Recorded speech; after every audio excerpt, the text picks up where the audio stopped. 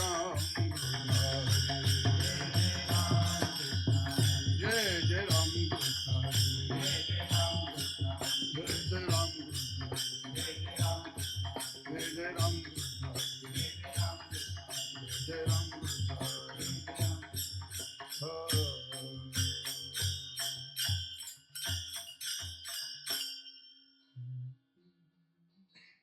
रूप पाहता लोचनी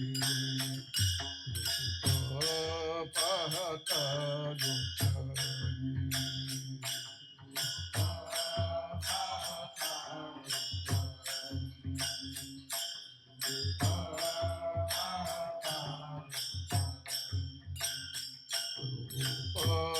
पाहता लोचनी रूप पाहता लोचनी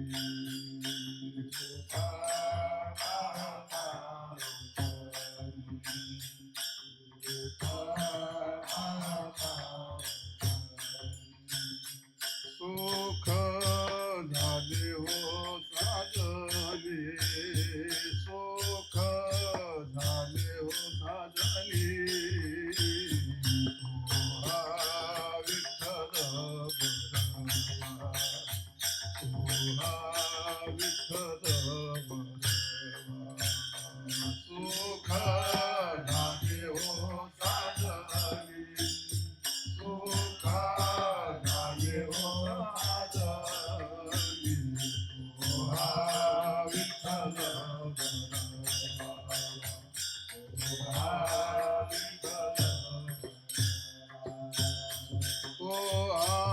माधव भरवा तो माधव भरवा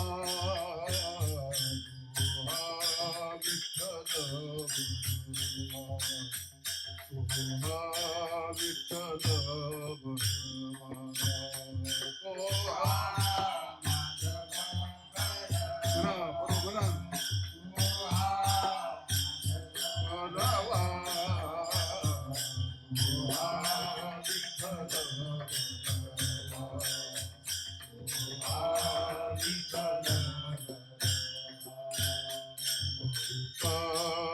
सुकृताची जोडी बहुता सुकृताची जोडी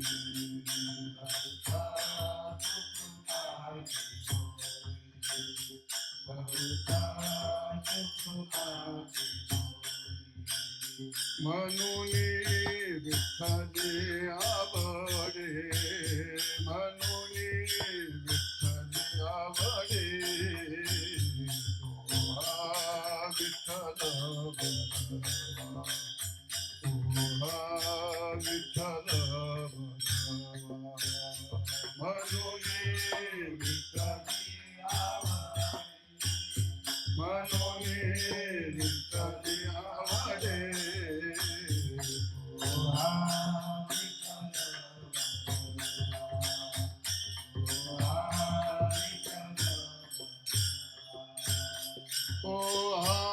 माधव भगवा तो माधव भगवा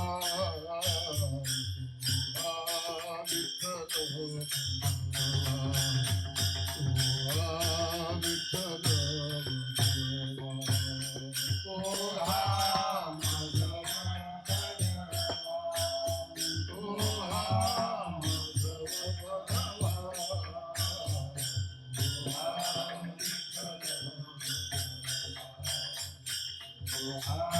विठ्ठल सर्व सुखाचे आधार सर्व सुखाचे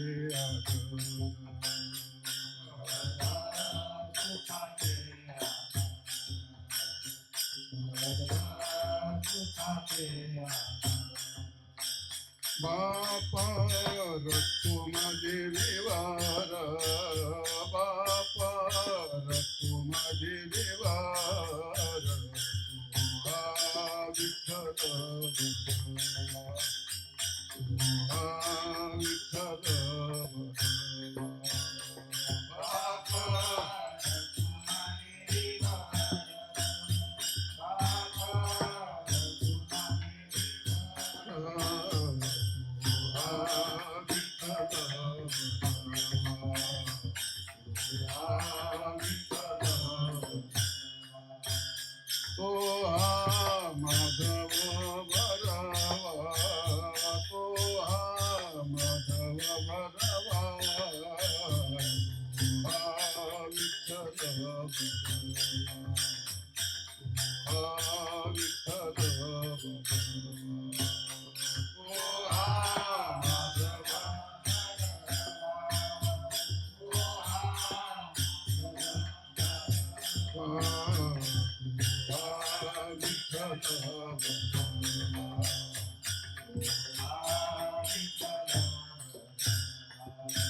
जय जय राम कृष्ण हरे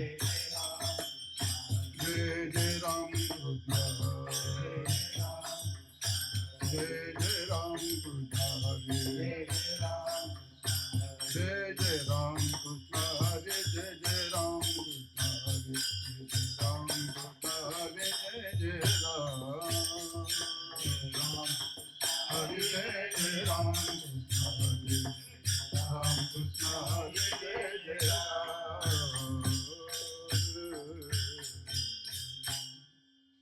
राधा हे फुलं वाट ए बारके तू रे एक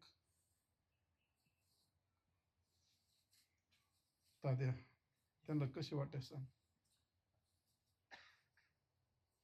आयुष्य जाय माझे व्यर्थ दत्त समर्थ महाराज दत्त समर्थ महाराज दत्त समर्थ महाराज आयुष्य जाय माझे व्यर्थ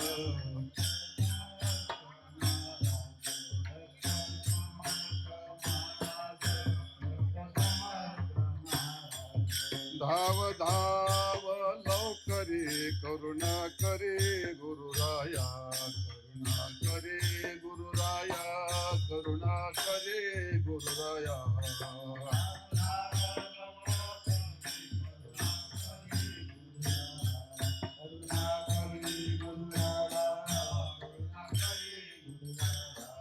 मित अनाथ अपराधी हिन बुद्धी स्वामिया हिन बुद्धी स्वामिया हिन बुद्धी स्वामिया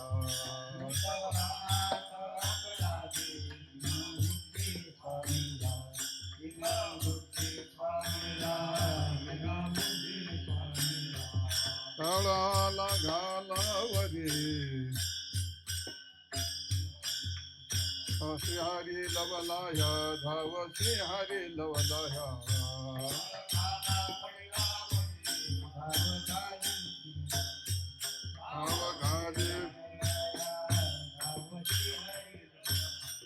पतित पावना शरण एका जनार्दना शरण एका जनार्दना शरण एका जनार्दना दत्त पतित पावना शरण एका जनार्दना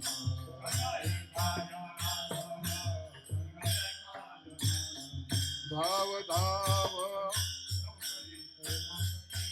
करुणा करे गुरुराया करुणा करे गुरुराया धाव धाव करे करुणा करे गुरुराया करुणा करे गुरुराया करुणा करे गुरुराया विठोबर कुमारी विठोबर कुमारी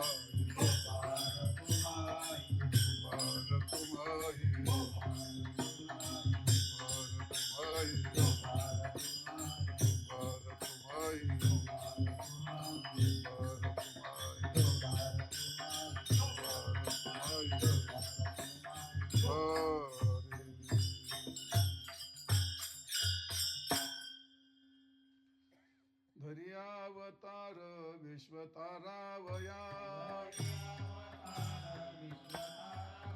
धर्यावतार विश्वतारावया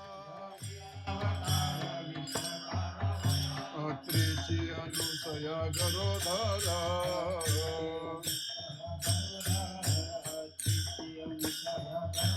ऋतुकाळ हेमंत नक्षत्र रोहिणी ऋतुकाळ हेमंत नक्षत्र रोहिणी शुक्ल पक्ष देवी पौर्णमासा पूर्णतिथी देवी पूर्णतिथी पौर्णिमा मास मार्गशीर्ष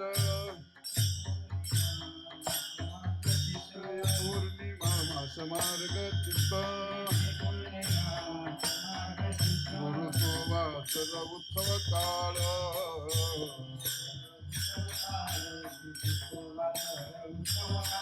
ऋतुकाळ हेमंत नक्षत्र रोहिणी ऋतुकाळ हेमंत नक्षत्र रोहिणी शुक्ल पक्ष देवी पूर्ण तिथी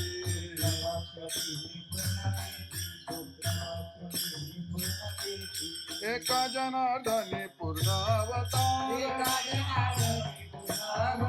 एका जनार्दनी पूर्ण अवतार निर्गुण निराकार आकार दे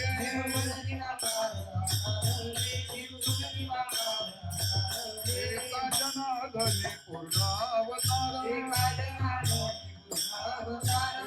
जनार्दनी पूर्ण अवतार निर्गुण निराकार आकार दे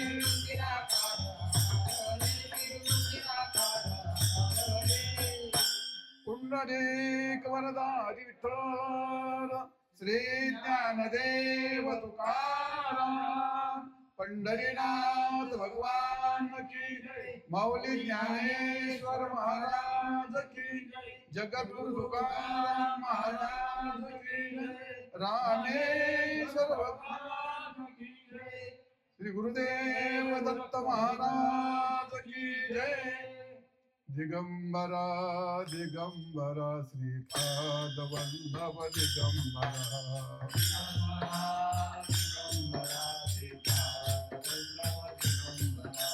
दिगंबरा दिगंबरा श्रीपाद वल्लभ दिगंबरा दिगंबरा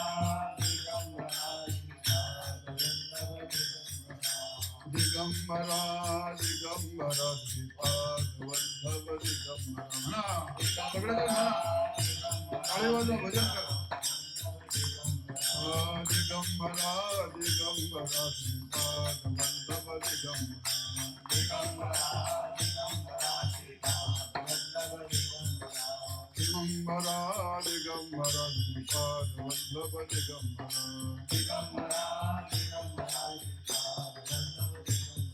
श्रीपाद वल्लभ दिगंबरा श्रीपाद वल्लभ दिगंबरा श्रीपाद वल्लभ दिगंबरा दिगंबरा दिगंबरा श्रीपाद वल्लभ दिगंबरा दिगंबरा दिगंबरा श्रीपाद वल्लभ दिगंबरा दिगंबरा दिगंबरा श्रीपाद वल्लभ दिगंबरा दिगंबरा श्रीपाद वल्लभ दिगंबरा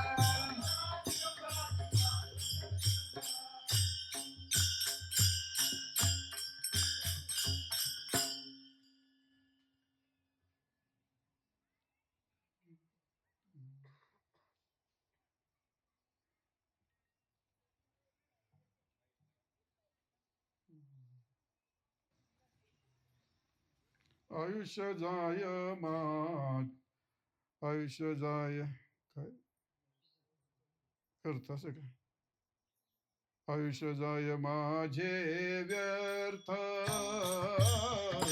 आयुष्य जाय माझे व्यर्थ बोला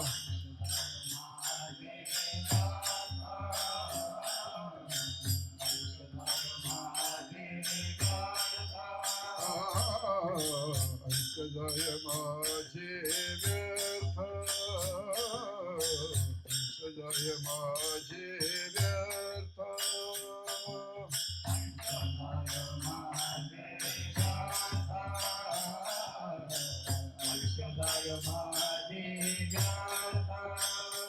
दत्ता समर्थ महाराज दत्ता समर्थ महाराज धाव धाव लवकरी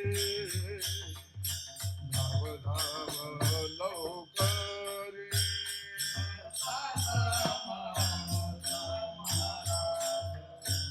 दत्ता समर्थ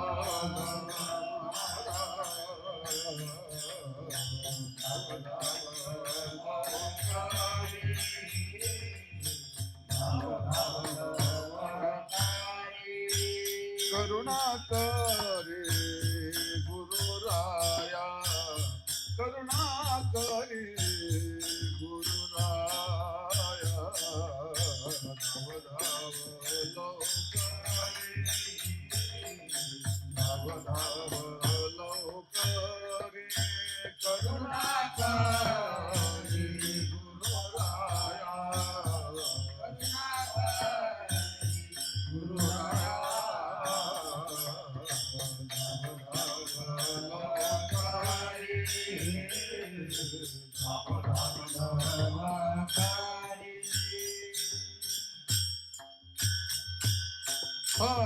विठ्ठल विठ्ठल विठ्ठल विना घ्या बरोबर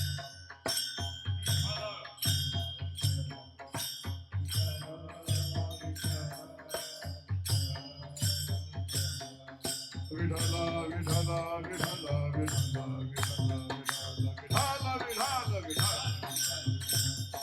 सुंदरी वरदा श्री ज्ञानदेव दत्तात्रय भगवान की विठाला विठाला विठाला विठाला विठाला विठाला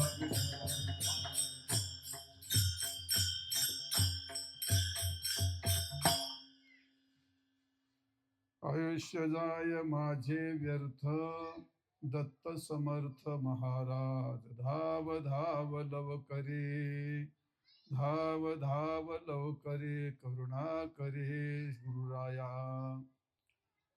मी तव अनाथ अपराधी हीन बुद्धी स्वामिया घा का काळ घाला पडला वरी धाव श्री हरी लवलाया दत्ता तथा दत्ता पतित पावना शरण एका जनार्दना धाव धाव लवकरी करुणा करी गुरुराया विठाल विठाल विठाल आयुष्य जाय माझे व्यर्थ आयुष्य जाय माझे व्यर्थ दत्त समर्थ महाराजा धाव धाव लवकरी करुणा करी गुरुराया प्रस्तुत सेवेकरता घेतलेला अभंग शांतीब्रह्म एकनाथ पैठण निवासी यांचा हा 5 चरणाचा अभंग आहे. या अभंगामध्ये नाथ महाराजांनी दत्ताचं सामर्थ्य प्रतिपादन केलेलं आहे. एकूण संपूर्ण अभंगाची रचना दत्त महाराजांच्या बाबतीमध्ये केली आहे. महाराज म्हणतात दत्ता वाचून माझं आयुष्य सगळं व्यर्थ जातं म्हणे. आयुष्य जाय माझे व्यर्थ. कसं काय नंतर तुम्हाला सांगेल. माझं आयुष्य व्यर्थ जातं, पण व्यर्थ आयुष्य जातं तेव्हा त्याला तारण्यातून कोण असतं? आपण स्वतः तारू शकत नाहीत. आपले गण गोत संपत्ती सत्ता आपल्या सर्व शक्त्या त्या ठिकाणी कमी पडतात. मग अशी एक शक्ती आहे ती संत शक्ती आणि भगवंताची शक्ती. संत आणि भगवंत या 2 शक्त्या एकत्र समावेश झालेला अवतार म्हणजे दत्तांचा अवतार आहे. म्हणून त्याला म्हणतात दत्त समर्थ महाराज. असे महाराज हे दत्त समर्थ आहेत. आणि त्यामुळे अशा महाराजांनी माझं आयुष्य वाया जाऊ नये म्हणून धाव धाव लवकरी करुणा करी गुरुराया. म्हणजे दत्तात्रयांना महाराज म्हटलंय आणि गुरुराया पण म्हटलं. धाव धाव लवकरी करुणा करीत अत्यंत करुणामय भक्ताच्या उद्धाराकरता अवतार धारण केले. लवकर धाव आणि मला या माझं आयुष्य वाया चाललंय व्यर्थ झालंय त्यातून मला तारून घे. कारण का महाराज म्हणतात मी तव अनाथ आणि अपराधी आहे. माझ्या जीवनात अनंत अपराध झालेत आणि मी अनाथ पण आहे. आणि अशा काळात मी तो अनाथ अपराधी एवढं नाही तर मी हीन बुद्धी आहे. स्वामी तू स्वामी आहेस. तू मदतराया तू महाराज आहेस. तू श्री गुरु आहेस. तू स्वामी आहेस. ज्यावेळी माझ्यावरती काळाचा घाला पडला मग असा काळ घाला पडल्यावरी दुसरा कोण धावेल तर धाव श्रीहरी लवलाह्या. श्रीहरी याचा अर्थ दत्तात्रयामध्ये भगवान विष्णू भगवान शंकर भगवान ब्रह्मदेव हे तिन्ही देव असल्यामुळे त्यांना श्रीहरी पण असं म्हटलं. आणि म्हणून दत्ता पतित पावना म्हणजे एकनाथ महाराजांनी आपली जीवाची भूमिका घेतली आणि मी पतित आहे आणि पतिताला पावन करणारा तू आहेस. मी अनाथ मी अपराधी आहे. मी अनाथ आहे. माझ्यावर काळाचा घाला पडला आणि अशा काळात मला तारण्याकरता जगात दुसरा कोणी नाही. आणि म्हणून शरण एका जनार्दना, मी दत्तात्रेया, मी तुला शरण आलो. तू माझं आयुष्य व्यर्थ चाललं, त्यातून मला तार. असा अभंगाचा शब्दशः अर्थ सांगितला. विठाल विठाल विठाल विठाल विठाल विठाल विठाल.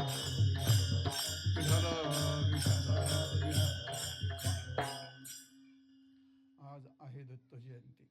आपल्या वारकरी संप्रदायामध्ये काही महोत्सव असतात आणि ते उत्सव मोठ्या आनंदाने साजरे केले जातात.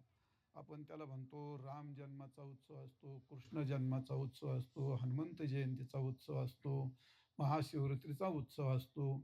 त्यापैकी दत्तात्रेयांच्या जन्माचा उत्सव. दत्तात्रेय आपल्या वारकरी संप्रदायामध्ये नाथ महाराजांनी सर्व संतांनी वर्णन केले. तुकारामांचा अभंग नाही, पण संतांनी वर्णन केलं आहे. भागवतामध्ये भरपूर वर्णन आलेलं आहे.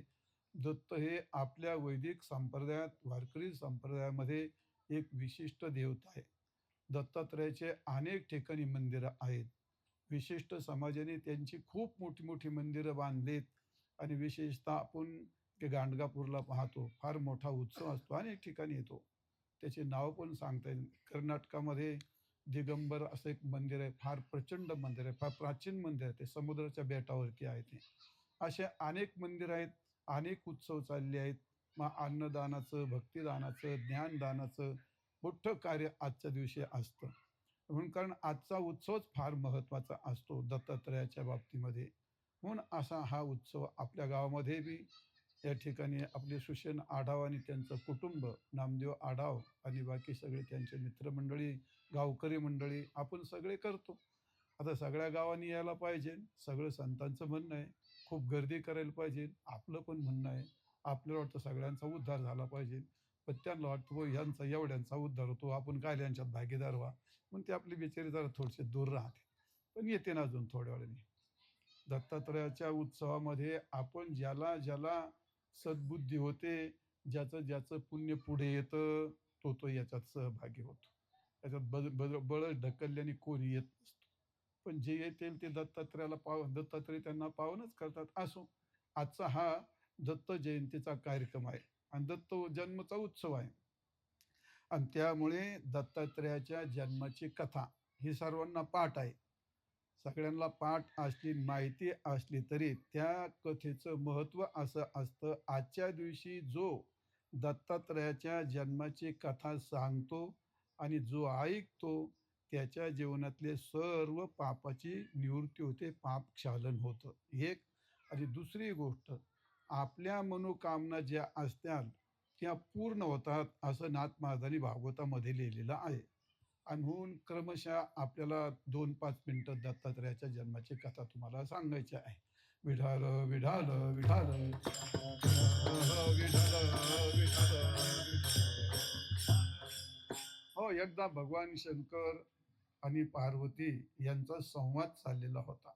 आणि संवाद चालत असताना की या जगतामध्ये कोण अशी पतिव्रता श्रेष्ठ आहे, तर त्या कालामध्ये भगवान शंकरांनी पार्वतीला सांगितलं, आपल्या या भूतलामध्ये आत्रीची अनुसया ही सर्व पतिव्रतेमध्ये श्रेष्ठ आहे.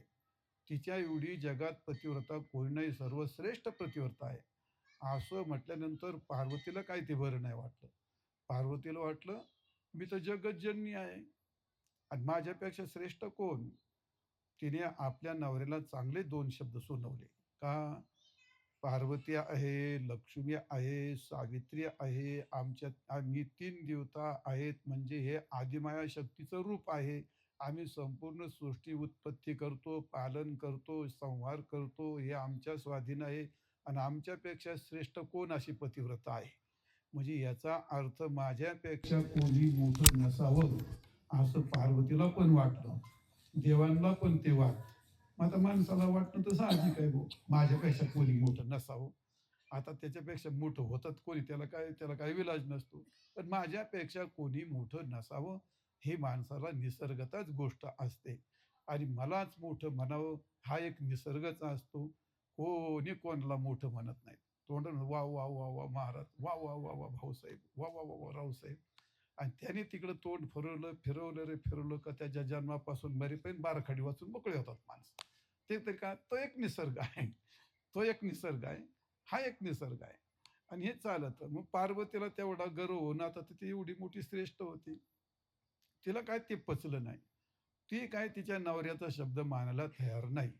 म्हणजे याचा अर्थ इतिहासापासून, पुराणापासून ही प्रक्रिया चालूच असते.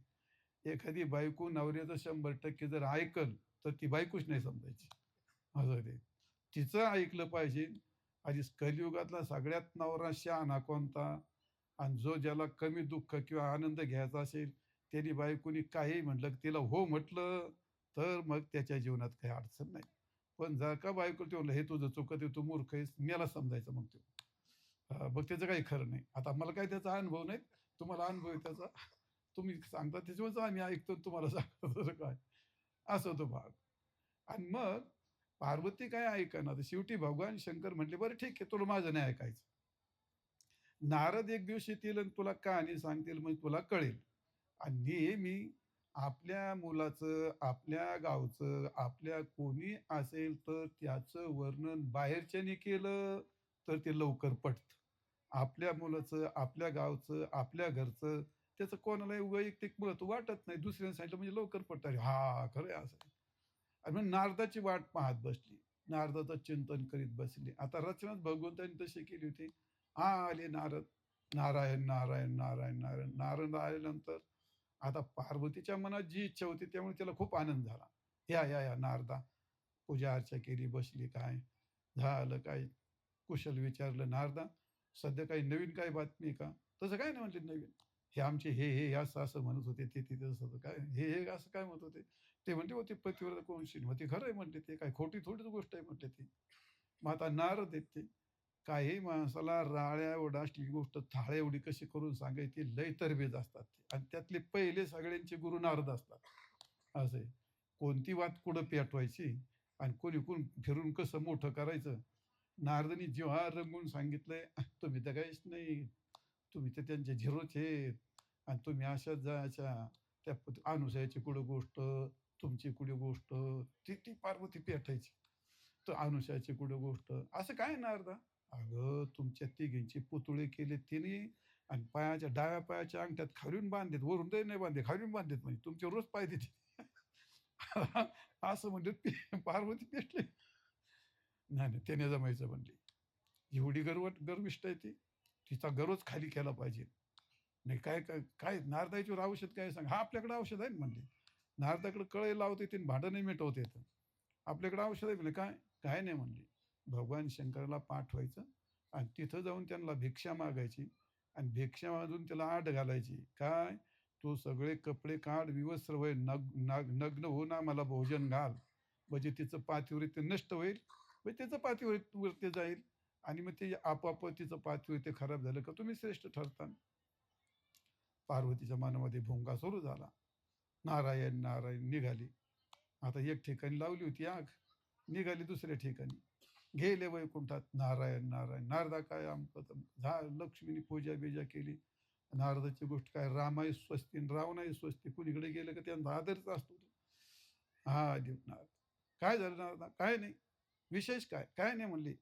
कुठे गेलते? काय नाही.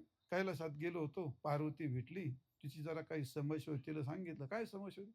ते म्हणले भगवान शंकर म्हणले, "भूतलावरती कोण अनुसूया आहे आणि ते फार श्रेष्ठ पतिव्रता आहे आणि ती म्हणले तुमच्या तिघीचे पुतळे करून तिने डाव्या पायाच्या अंगठ्यात बांधलेत आणि ती रोज पायाखाली तुडती तुम्हाला वगैरे, वगैरे, वगैरे.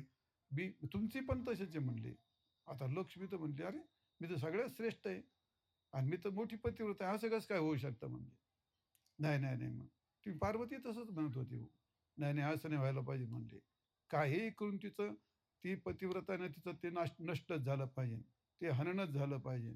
नारदाच्याकरता काय केलं पाहिजे? काय नाही करायचं म्हणले त्याच्याकरता. तुमच्या मालकाला तिथं पाठवा म्हणले आणि त्यांना असं-असं सांगा. कसं-कसं? जे कैलासाला सांगितलं तसं. कैलासाला सांगितलं काय? काय नाही तिथं जायचं, भोजन मागायचं.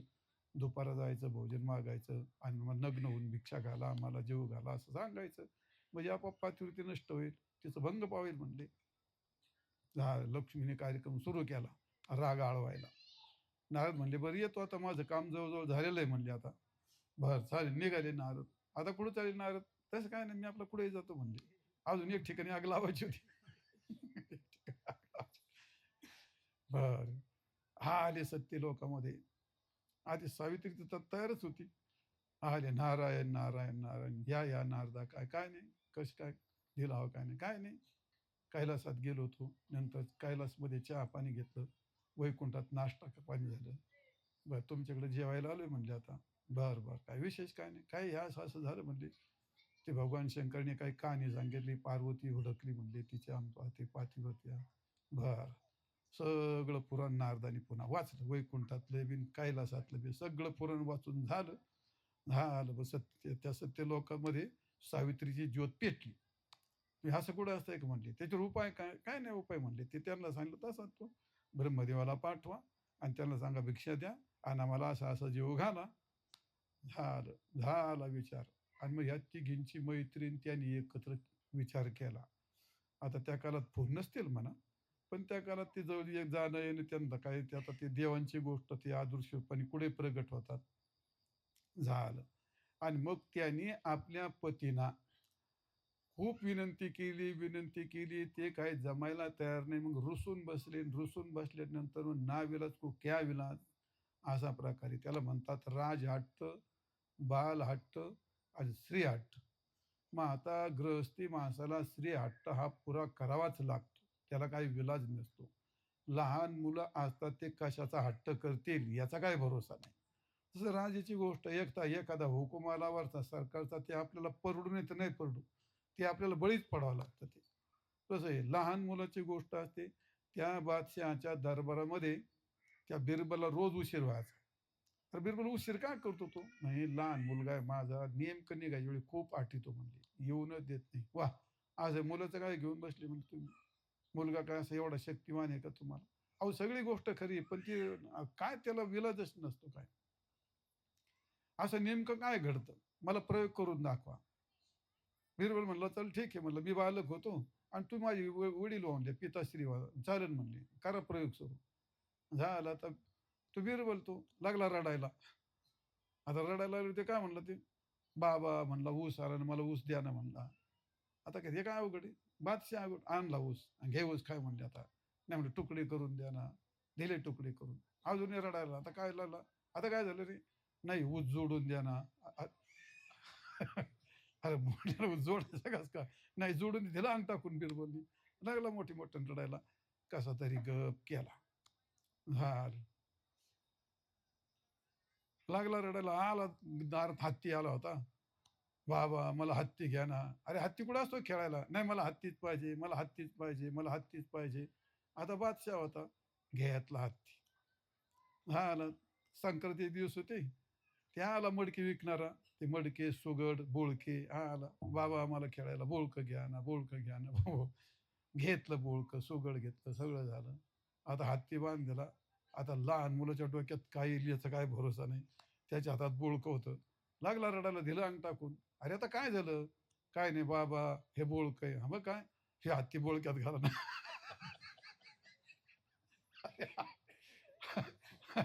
हत्ती बोळक्यात कसं काय घालायचं?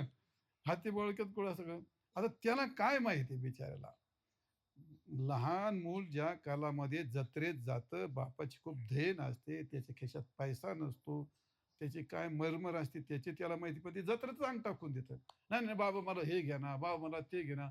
अरे बापाच्या खिशात पैसा आहे की नाही, त्याला ते घेता येतंय की नाही, त्याला काही घेणं नसतं ना ते. त्यालाच बालहट्ट म्हणतात ना. पण मग बाप, आई त्याला ती पूर्ण करण्याचा प्रयत्न करतात. तसा स्त्रीहट्ट असतो. ती काही फारसा विचार करीत नाही. आता सगळ्याच आता असं नाही. मग शेवटी स्त्रीहट्टाला बळी पडून हे तिन्ही बिचारे देव आपले आपले वाहनं घेऊन गेले आत्रीच्या आश्रमामध्ये. आता एकाचा नंदी, एकाचा राजहंस आणि एकाचं पुष्पक विमान.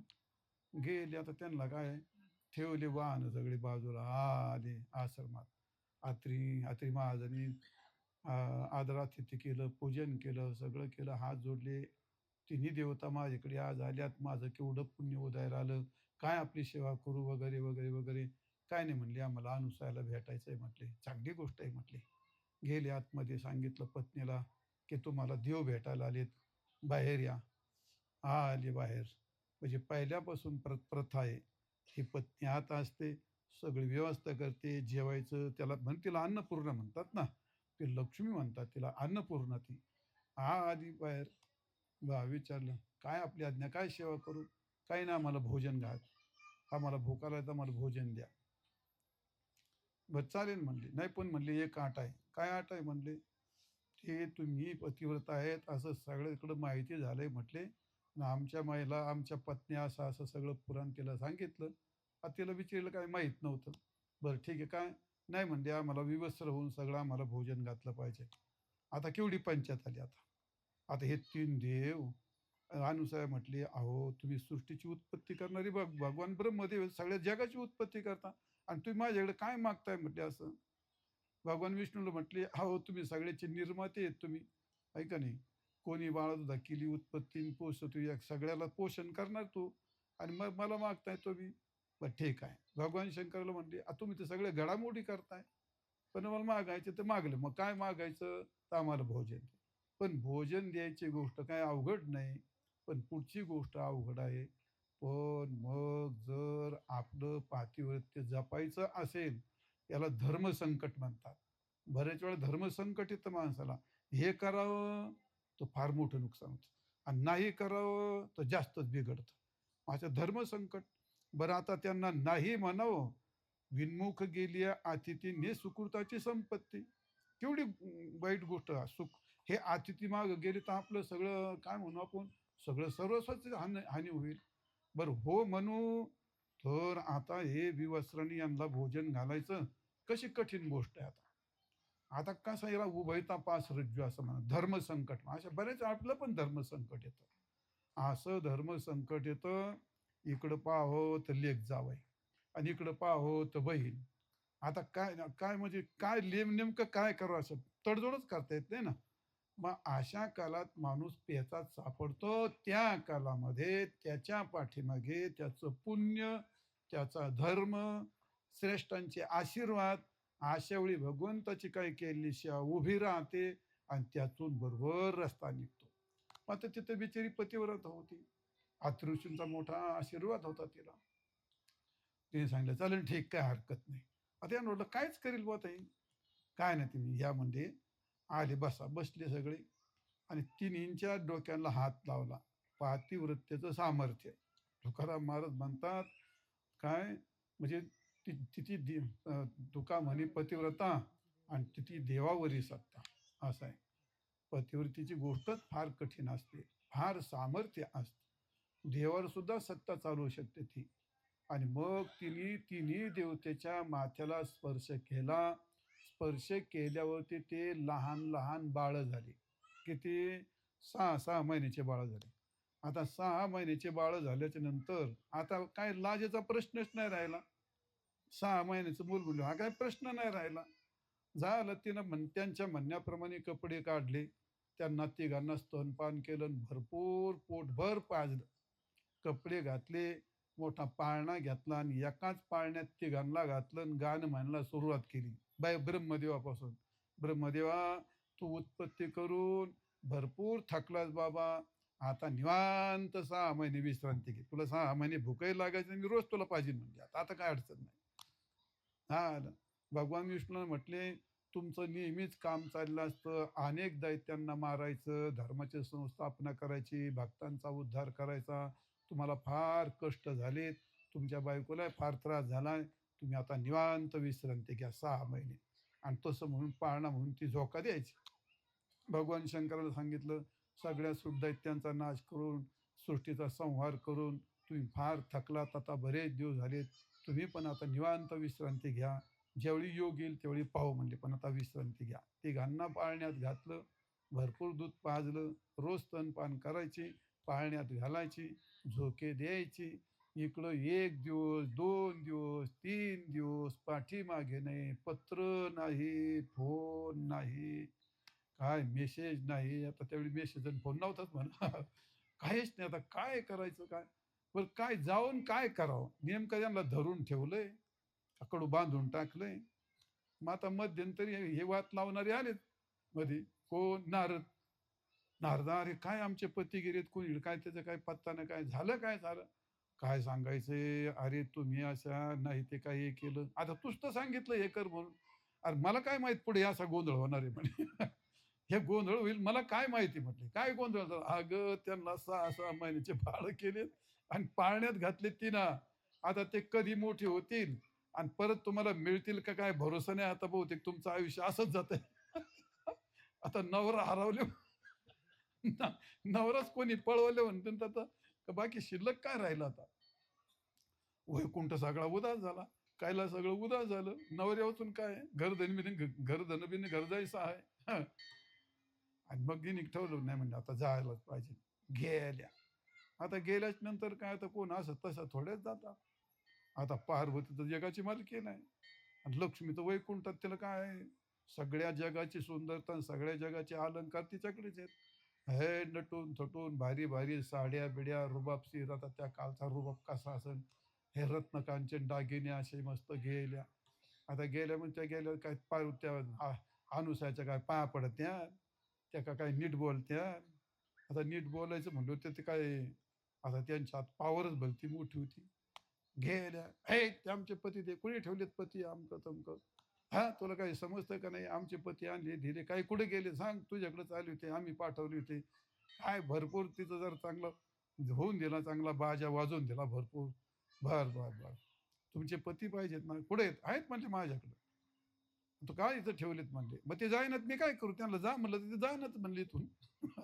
कसं काय जाईनात? आता त्यांना तुम्ही समोर सांगा ते जायला. मग ते नाही गेले मी त्याला काय करू? ह्यांना वाटलं असं काय बांधून तर नाही ठेवले. पुढे तिनं आणला पाळणा आणि दिला पुढे ठेवून. "हवे तुम्ही तुम्ही, तुमचे पती आणि तुम्ही आपले घेऊन जा." "हे आमचे पती आहेत." "असं कसं काय? हे काय?" "हे आज तुमचेच पती आहेत म्हणे आणि तुम्ही तुमचे ओळखून उचलून घ्यायचे, तिघीने तीन उचलून घ्यायचे आणि नीट तुमच्या घराकडे निघायचं आणि तिथं जाऊन तुम्हाला मोठं-बिठं काय करायचं ते करा म्हणले ते." आता पेच एवढा निर्माण झाला, त्या अशा बारीक निरखायच्या. चिन्ह कशाचं काय? आता भगवान विष्णूचं काय शंखचक्र आहे, का पित्तंबर नेसला. आता भगवान शंकर काय तिथं व्याघ्रंबर नेसलाय, भस्माचे पट्टे आहेत, का त्रिशूळ आहे, का डमरू आहे. काय तिथं काय कसं ओळखायचं कसं काय?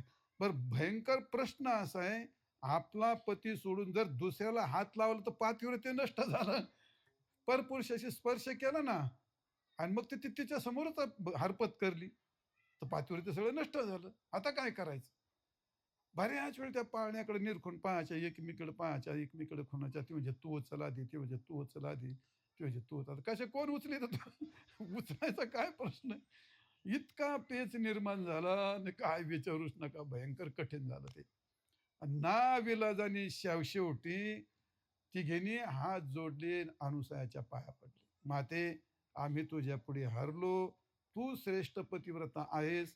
तुझ्या पुढे आम्ही यत्किंचित अगदी झिरो आहेत. आमची झिरो किंमत आहे तुझ्या पुढे. आमचे पती आम्हाला दे." आणि मग असं म्हटल्यानंतर ठरल्याप्रमाणे अनुसयाने तिन्हींच्या माथ्याला स्पर्श केला. तिन्ही देवता प्रगट झाल्या आणि तिन्ही देवता प्रगट झाल्यानंतर अनुसयाला आनंद झाला. आणि मग 3 देव प्रसन्न झाले आणि आत्री आणि अनुसयाला विचारलं, "तुम्हाला काय पाहिजे ते मागा." आता अनुसया म्हटली, "मला काय पाहिजे? तुम्ही माझ्याकडे प्रत्यक्ष 6 महिने राहून माझी सेवा माझी सेवा घेतली, याच्यापेक्षा मला काय पाहिजे?" प्रश्न असा आहे, आता माझ्याकडे तुम्ही राहिलात, पण तुमचा जर मला वियोग झाला, तर आता मला काही जमणार नाही, मला करमणार नाही. मग तुम्ही माझ्याजवळ राहाल असं काही करा. आणि मग तिन्ही देवतेने अनुसयाला आशीर्वाद दिला, "आम्ही कायम तुझा मुलगा होऊन राहतो." म्हणून पार्वतीने आपल्या अनुसयाने अशी ओंजळ केली आणि त्याच्यामध्ये अशा करकमलामध्ये भगवान दत्तात्रयाची त्रिदेवतेची मूर्ती एकत्र प्रगट झाली, असं एकनाथ महाराजांनीच लिहिलं.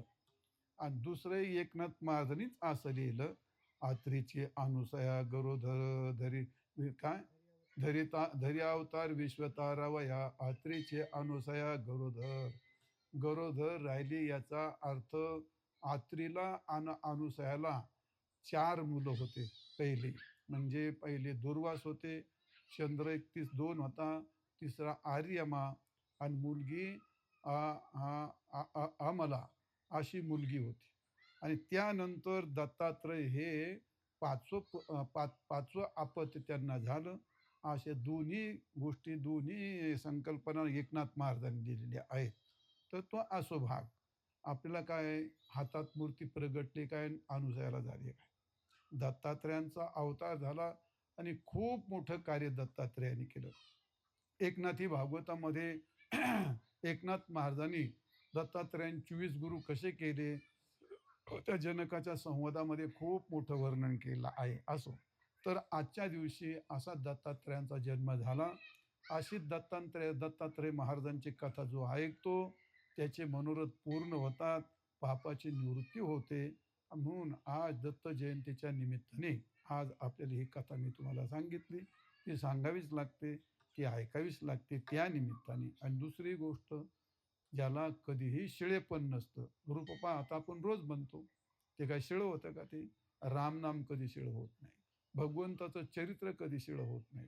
भगवंताचं रूप कधी शिळं होत नाही. ते कधी जुनं होत नाही. त्याला नित्यनूतनत्व म्हणतात. म्हणजे जसं पार्वती कधी म्हातारी होत नाही, तशी गीता कधी जुनी होत नाही. भगवंताचं नामस्मरण कधी शिळं जुनं होत नाही. कधी त्यातली शक्ती नष्ट होत नाही. तशी भगवंताचं रूप, भगवंताचं नाम, भगवंताचं धाम, त्याच्या कथा, हरिकथा, हरी अनंता, हरिकथा अनंता. भगवंताच्या कथा अनेक आहेत आणि त्या नित्य नूतन आहेत. त्या कधीही शेळ्या होत नसतात. त्या नियमित माणसाला तितक्या शक्तीने तारणाऱ्या असतात. आणि म्हणून त्या त्या जन्मोत्सवाच्या कालामध्ये कृष्णाच्या जन्मोत्सवामध्ये भगवान कृष्णाच्या जन्माची कथा सांगावी लागते. रामाच्या जन्मोत्सवाच्या कथात रामाच्या जन्माची कथा सांगावी लागते. त्याचप्रमाणे हनुमंतरायाच्या आणि दत्तात्रयाच्या या जन्माच्या कथा ह्या सांगाव्या लागतात. आणि सांगितल्या तर त्या आपल्याला पवित्र करतात. अशी ही कथा तुम्हाला मी सांगितली. असो, विठाल विठाल विठाल विठाल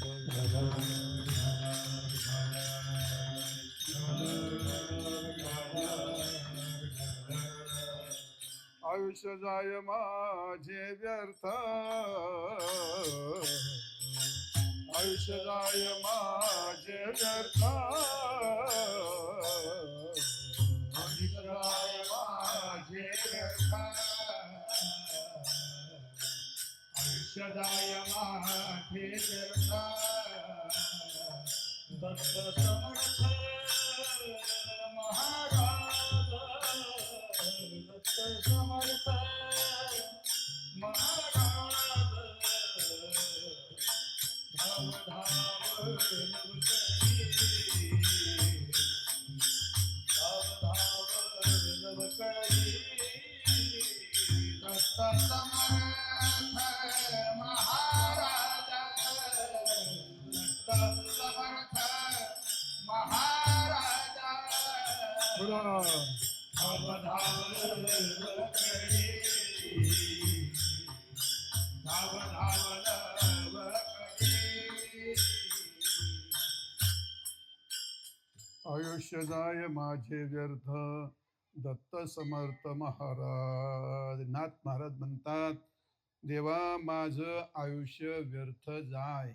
जाय म्हणजे जात, जात म्हणजे चाललं गेलं. क्षणाक्षणाला आपलं आयुष्य जातं आणि ते व्यर्थ जातं का? तर व्यर्थ जातं. आणि सार्थ होतं का? तर सार्थ होतं. तर सार्थ कशाने होतं आणि व्यर्थ कशाने जातं? सार्थ होण्याकरता एकच त्याच्यावर सर्व संतांचं म्हणणं आहे, चिंतने सरे तो धन्य धन्य काळ. जेवढा काळ परमार्थात, परोपकारात, पुण्य करण्यात, पूजा, ध्यान, जप, काय कीर्तन, भजन यात तुमचा काळ जातो, तो काळ सार्थ लागतो. आणि बाकीचा आयुष्य हे सगळं काय होतं, हे व्यर्थ जातं.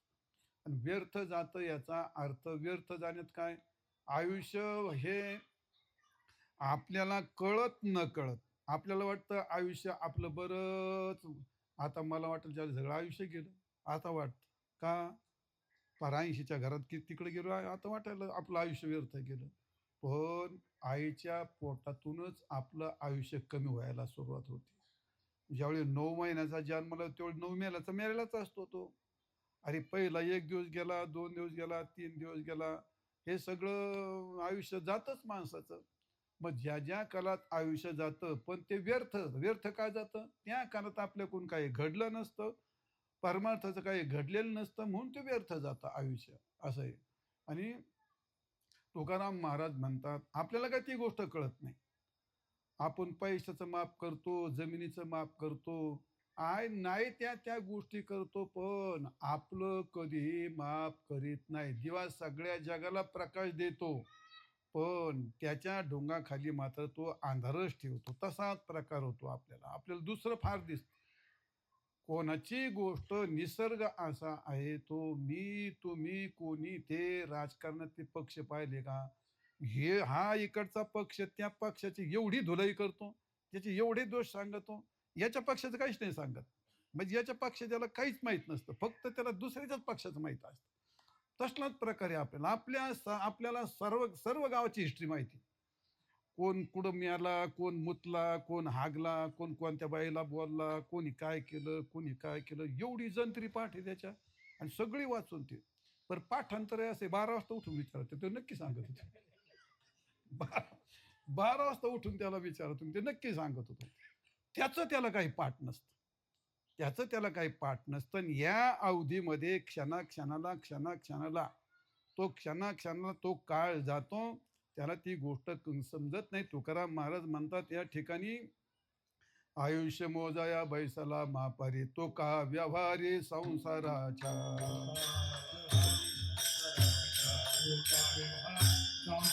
आयुष्य मोजाया मापारी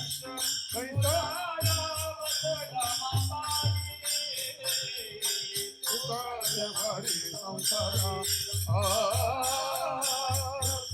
व्यवहारी संसाराच्या.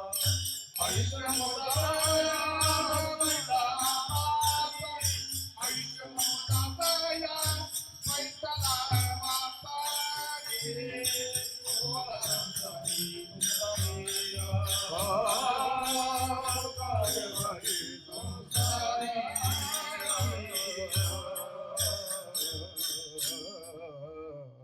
आयुष्य मोजाया बैसाला मापारी, तुका व्यवहारी संसाराच्या.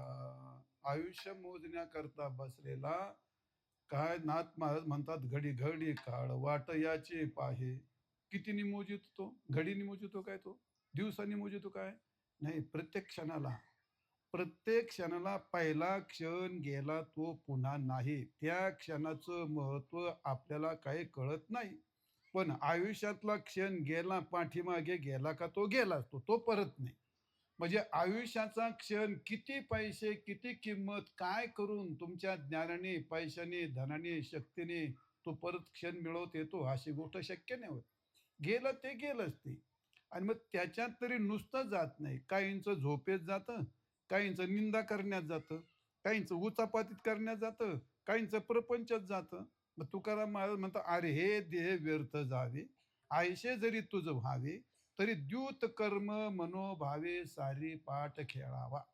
जर तुला तुझं आयुष्य व्यर्थ घालायचं असेल तर तू हे कर. काय करतो तो? मग सगळं दिलंय तुम्हाला, सगळ्या बाजा.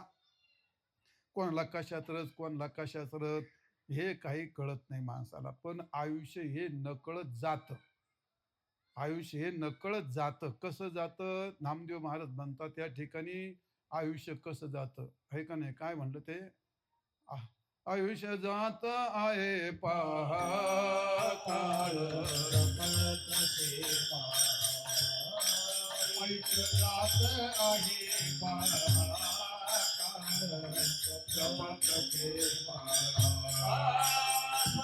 आता घोर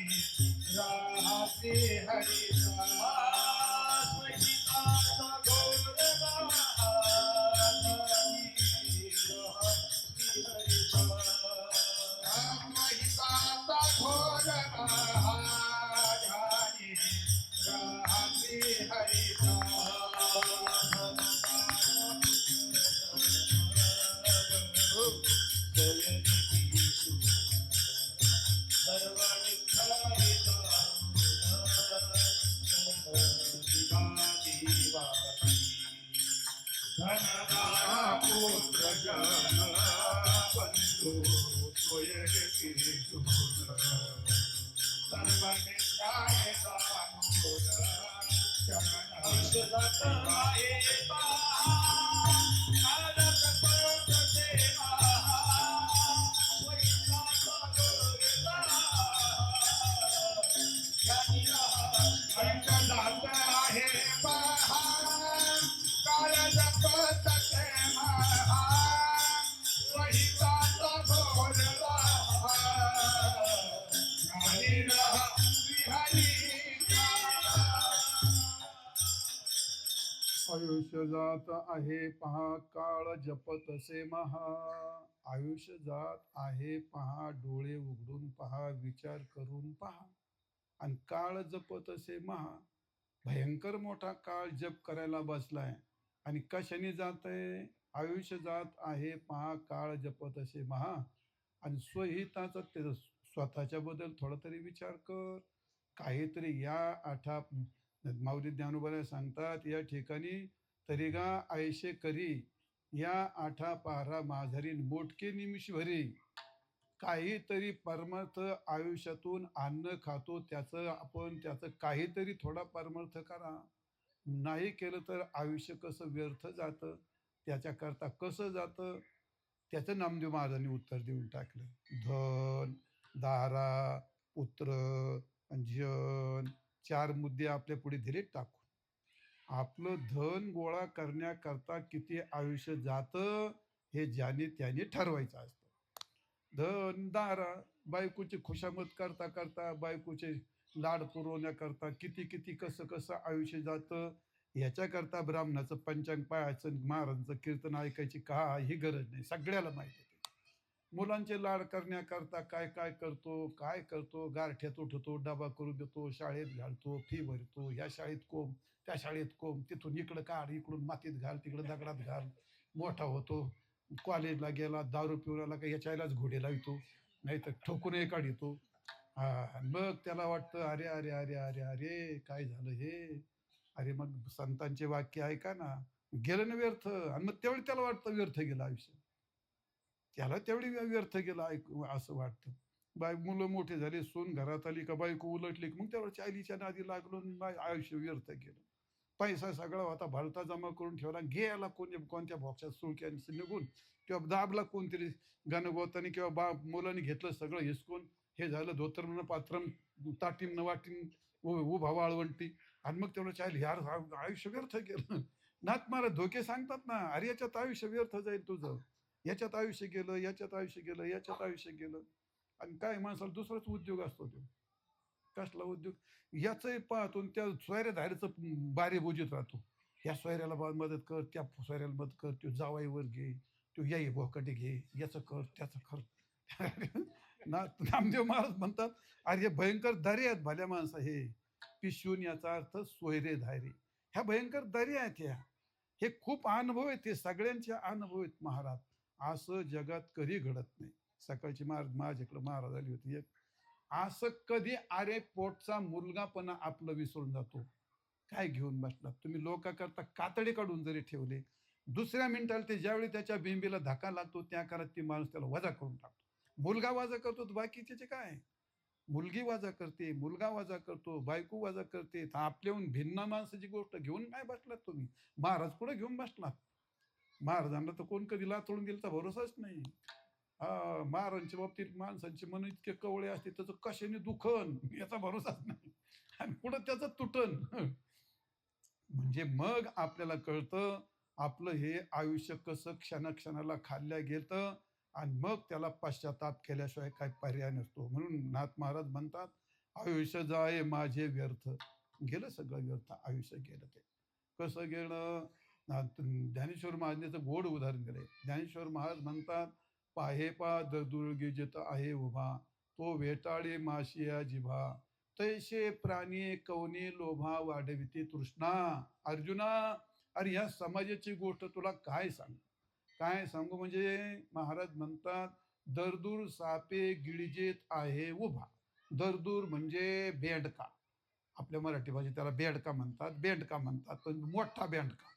छोटी बेंडकी नाही घ्यायची, मला वाटतं बेंडकी काय माणसाला काय कळतं काय कळतं मग येते मध्ये याला बेंडकी याला बेंड एका ठिकाणी गावात पाऊस पडत नव्हता त्यांनी ते बेंडकीचं लग्न लागलं त्यावेळी मला शंका आली ती साहेब काय चालीनी बियांना बेंडकी बेंड का कसं काय ओळखला मग बेंडकी बेंड का ओळखायचं त्यांच्याकडे काय आहे मग मी असा अंदाज केला जो जरा गाभरा गोबरा असतो त्याला आणि ती जरा पातळ असतो तिला बेंडकी म्हणत असते मग दुसरं काय ते असा मोठा बेंडका असतो आणि मग ते पावसाळ्यात किडे पडले का तो बेंडका किडे खायला येतो आणि मग त्याच्यामध्ये पाठीमागं साप ठरलेलाच असतो मग साप आल्याच्या नंतर या ठिकाणी त्या बेंडक्याला गिळतो आणि बेंडक्याला गिळल्याच्या नंतर तो बेंडका त्या सापाच्या पोटात अर्धा जातो लक्षात येतंय ना सापाच्या पोटात अर्धा बेंडका गेला असतो तरी तो पुढे ते माशा गोळा करून खातो आता तो माशा गोळा करतो मग त्याचं पोट भरतोय का सापाला मदत करतोय तो आता आता अर्धा तर गेलाय तो आता दुसऱ्या मिनिटाला सगळंच जाणार आहे ना पण तो जातो की नाही तशीच परिस्थिती आहे आपली आपण अर्धे काळाच्या पोटात आता जे कोण ज्या 24 वर्ष झाला कोण 40 वर्ष झाला तो कालाला सर्पच म्हटलंय काल सर्प म्हटलंय ना मग त्या काल सर्पाच्या तोंडात आपले आयुष्य गेलेत अर्धी काळाने एवढं गिळलंय आपल्याला एवढं गिळलंय पण तरी आपण अजून पुढे ते माशा गोळा करायच्या भानगडीत पडतो याला म्हणतो आयुष्य व्यर्थ जात विठाल विठाल विठाल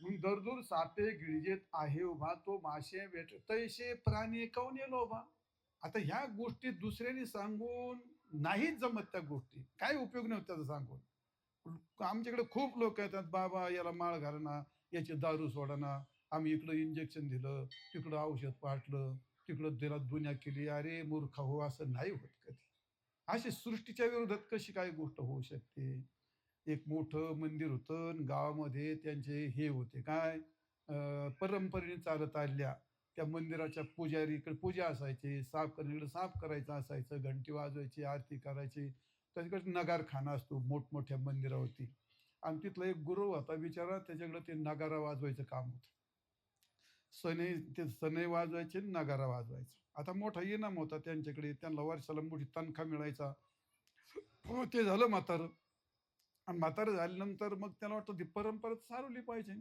मग त्याच्या मुला म्हणलंय बाबा ती परंपरा चालू आहे नगारा वाजवायला शिकतो तर तो म्हणायचं मला नाही मी नाही वाजवतो मला ते असलं हलकट नाही जमायचं ते लोक नाव ठेवतात ते माग असलेलं आहे ते आमकं तमकं अरे बघ पिपानी वाजव नाही नाही मला ती पिपाई सनई पण नाही वाजवायचो आता खूप आईने सांगितलं बापाने सांगितलं मारलं पण ते काट काही तयार व्हायना आणि हे सगळ्यांचा अनुभव एक दिवस त्या बिचाऱ्यानं धरलं मूळ पोर आणि खाली पाडलं त्याच्या छातीवर गोड घातलं आणि त्या तोंडात पिपाणी कोंबली मला तुला वाजावंच लागल तर त्याच्या तोंडात कोंबल्यानंतर ते म्हणला बाबा कोंबलीन तुम्ही आता खाली पाडलं तुमचं काम होतं गुडघा दिला छातीवर तुमचं काम होतं तोंडात पिपाणी कोंबली तुमचं काम होतं म्हणजे पण शेवटचं फुकायचं काम माझं आहे का नाही मी जर फुकली तर वाजल नाही फुकली तर काय वाजायचं काही काम नाही मग तशी गोष्ट आहे ही कीर्तनकारणी किती बोंबललं किती गाथे वाचली किती दुनिया काही ऍक्शन पाहिली ऍक्शन पाहिल्यानंतर माणूस त्याला जेवण जात नाही इतकं उद्या त्याला काय का मिनिटात माणूस होता तरुण माणूस सगळं आमचं काय पण जोपर्यंत मनाला चाटत नाही मनाला दणका बसत नाही मन तयार होत नाही हे स्वीकारायला तोपर्यंत त्याचा उपयोग होत नाही आणि म्हणून माणसाचं मन बदलावं लागतं तुकाराम महाराज म्हणतात या ठिकाणी मी माझ्या मनाला पहिला उपदेश करतो आणि मग जनाला करतो म्हणले म्हणून आपलं मन बदललं तर तुकाराम महाराज म्हणतात क्षणोक्षण हजी करावा विचार तरावा या भार भवसिंधू नाशिवंत देह जाणार सकळ आयुष्य खातो काळ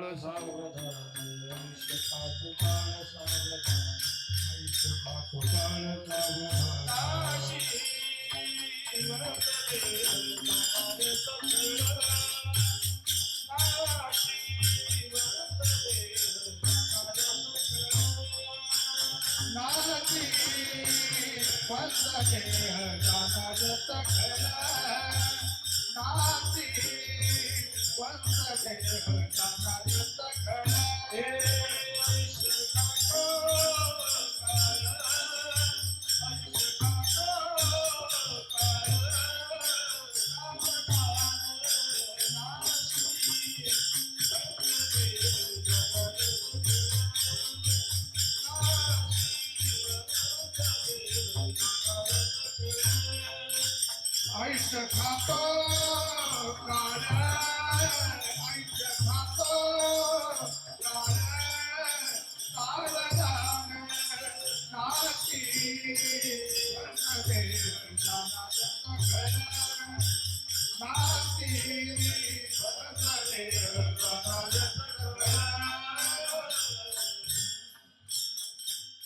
नाशिवंत देह जाणार सकळ आयुष्य खातो काळ सावधान. आयुष्य जाते सावधान. खूप अनेक ठिकाणी इशारे केले.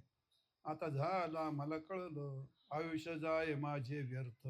जाते पण आता करणार काय? काय करणार? आपल्याकडे काही उपाय आहे का? आपल्याकडे जे उपाय आहेत त्याने ते थांबणार आहे का? नाही. आपल्याकडे काय उपाय आहे? आता आपली विद्या त्याच्यावर वापरून चालणार आहे का? नाही. आपलं ते सामर्थ्यच नाही. आपलं ते सामर्थ्यच नाही. आपली विद्याही त्याला थांबवू शकत नाही. आपला पैसाही त्याला थांबवू शकत नाही. आपली शक्ती त्याला थांबवू शकत नाही. ना आपल्याकडे छोटी-मोठी सत्ताही त्याला थांबवू शकत नाही. त्याच्यावर उपाय काय? आपण त्यात समर्थ नाहीत. त्याकरता सामर्थ्य हे वेगळं असावं लागतं आणि ते सामर्थ्य आपल्याकडे नाही. अशा प्रकारे माणसं हे विषाने मरण्यापेक्षा टेन्शनने जास्त मारतात. असं आहे. विषाने कालांतराने मरू शकतो. काय हे होतो. पण टेन्शनची गोष्ट अशी असते आणि या सगळ्या त्याच्यात आयुष्य जातं. याचं टेन्शन, त्याचं टेन्शन. इंग्लिश शब्द येतो. म्हणजे काय म्हणतो त्याला हां? हां, हां. चिंता सगळ्यात चांगला शब्द. ह्या चिंतेत जातो, त्या चिंतेत जातो, त्या चिंतेमध्ये त्याला हे पण नाही कळत आणि त्याला ते पण नाही कळत. मग चिंता ही भयंकर असते ना ती गोष्ट. एक पेताळ मनुष्य होता आणि तो पेताळ इतका बलवान त्याला काही माणसाला इतकं येडं बळ असतं. महाराजांची स्वारी रस्त्याने चालली. आता ते पेताळच होतं ते. हत्ती चालला ते राजाच्या दारात त्यांनी हत्तीच धरला शेपूटून धरला ओढून असा हत्ती. आणि राजाला वाटतं हत्ती कोण पुढे चालणार? ते मागं परत एका पेताळानं धरून ओढून धरला होता. तुम्ही आज कसं काय होतं? होतं तसं आता पुराणात लिहिलं ते. होतं तसं काय? धरला हत्ती ओढून. राज म्हणलं, "काय झालं?" अहो म्हणले, "ते दारुड्याने हत्ती धरलाय सोडीनच म्हणतो."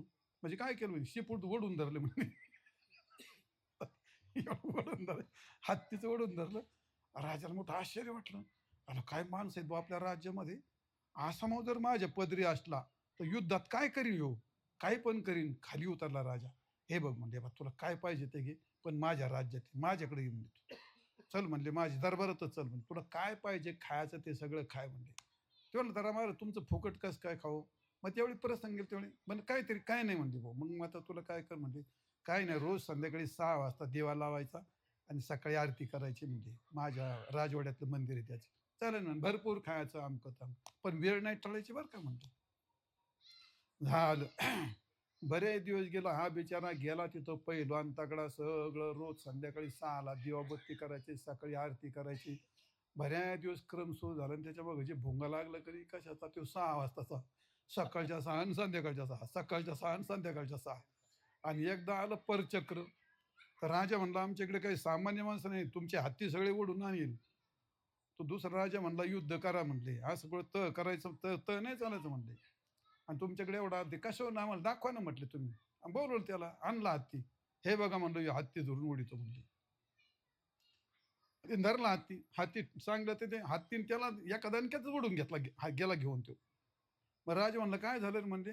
राजा म्हणला, तो म्हणला, "काय नाही झालं," म्हणला. "फक्त तुमच्या 6 वाजतानी माझं वाटोळं केलं," म्हणला. त्याला काय म्हणतात ते 6ची चिंता. 6च्या चिंतेने त्याला हत्तीने ओढून नेलं.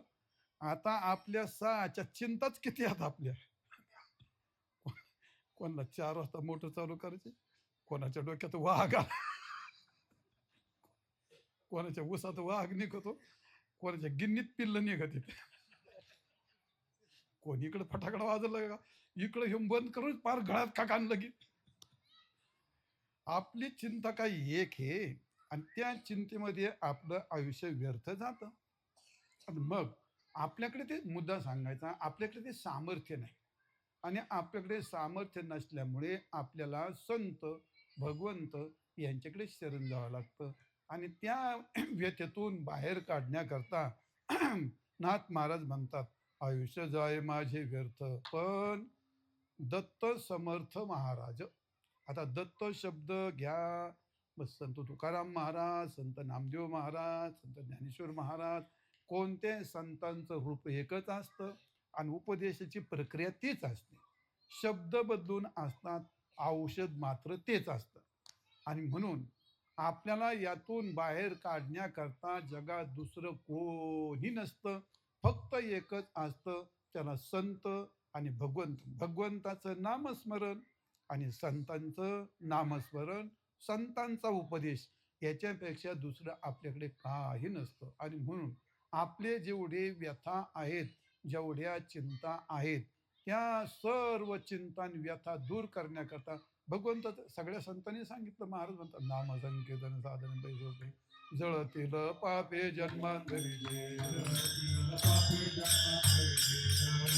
पापे जन्मांतरीचे, जळतील पापे जन्मांतरीचे.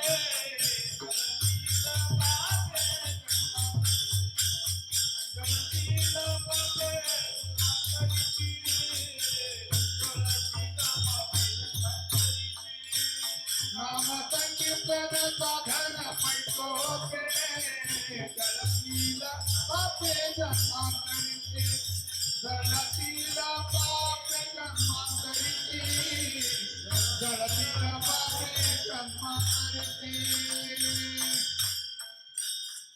नामसंकीर्तन साधन पै सोपे. पाप प्रतिबंध दूर करणं हे नामातलं सामर्थ्य आहे. आणि संतांचं सामर्थ्य आलिंगन काय आलिंगन घडे मोक्ष सायुज्यता जोडे, ऐसा संतांचा महिमा झाली बोलयाची सीमा. हेच त्याला सामर्थ्य असं म्हणतात. माऊली ज्ञानोबा सामर्थ्याने रेडा आपण ऐकलं, रेडा ऋग्वेद बोलतो. हे माऊलींचं सामर्थ्य आहे, संतांचं सामर्थ्य आहे. भगवंताच्या नामाचं सामर्थ्य आपण पाहतो. तो आजमील ब्राह्मण, तो इतका पापी, तुम्हाला ती सगळी कथा सांगायला एवढा वेळ नाही. अरे पण एवढा चतुर्विधी ब्राह्मण होता. सगळा पत्नी अत्यंत सुशीला होती, पतिव्रता होती, 4 मुलं होते आणि ब्राह्मण होता, वेद पाठ होते. एवढं सगळं असताना एका वेश्येच्या नादी लागला आणि पार तिच्यापासून 10 मुलं झाली. आणि शेवटी एवढ्या यातून वाया गेलेला भगवंताच्या नारायण नामाने त्याचं सामर्थ्य नव्हतं चालत ना. नारायण नामाने त्याला आणलं ना बाहेर, नारायण नामाने बाहेर आणलं. मग जसं नामाचं सामर्थ्य संतांनी सांगितलेलं आहे, तसं संतांचं सामर्थ्य असतं. अनेक ठिकाणी, कितीतरी ठिकाणी उद्धार केलाय संतांनी, अनेक काय म्हणतो त्याला, अनेक पाप्यांचा. आणि म्हणून दत्तात्रय एवढे समर्थ आहेत की आपल्यासारख्याने जर त्यांचं भजन केलं, पूजन केलं, ध्यान केलं, म्हणून नाथ महाराज म्हणतात, आयुष्य जाय माझे व्यर्थ, पण जर व्यर्थ गेलं तरी दत्त दत्त समर्थ महाराज मला यातून बाहेर काढण्याकरता ते एक समर्थ आहेत, संत समर्थ असतात. म्हणून नाथ महाराज म्हणतात, तो काय करतो, ज्या ज्यावेळी प्रसंग आपल्यावरती येतो, तो कसा येतो. अभंगाच्या दुसऱ्या चरणात धाव धाव लवकरी, धाव धाव लवकरी, धाव धाव लवकरी, धाव धाव लवकरी.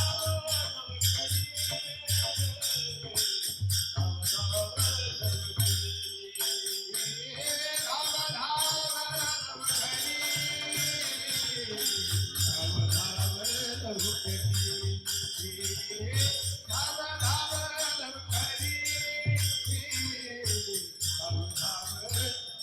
धाव धाव लवकरी, धाव धाव लवकरी, धाव धाव लवकरी.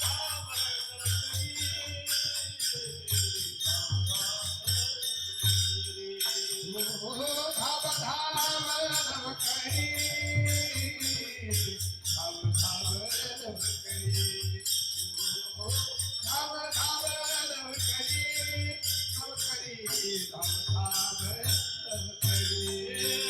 करुणा करी गुरुराया, करुणा करी गुरुराया, करुणा करी गुरुराया, करुणा करी गुरुराया.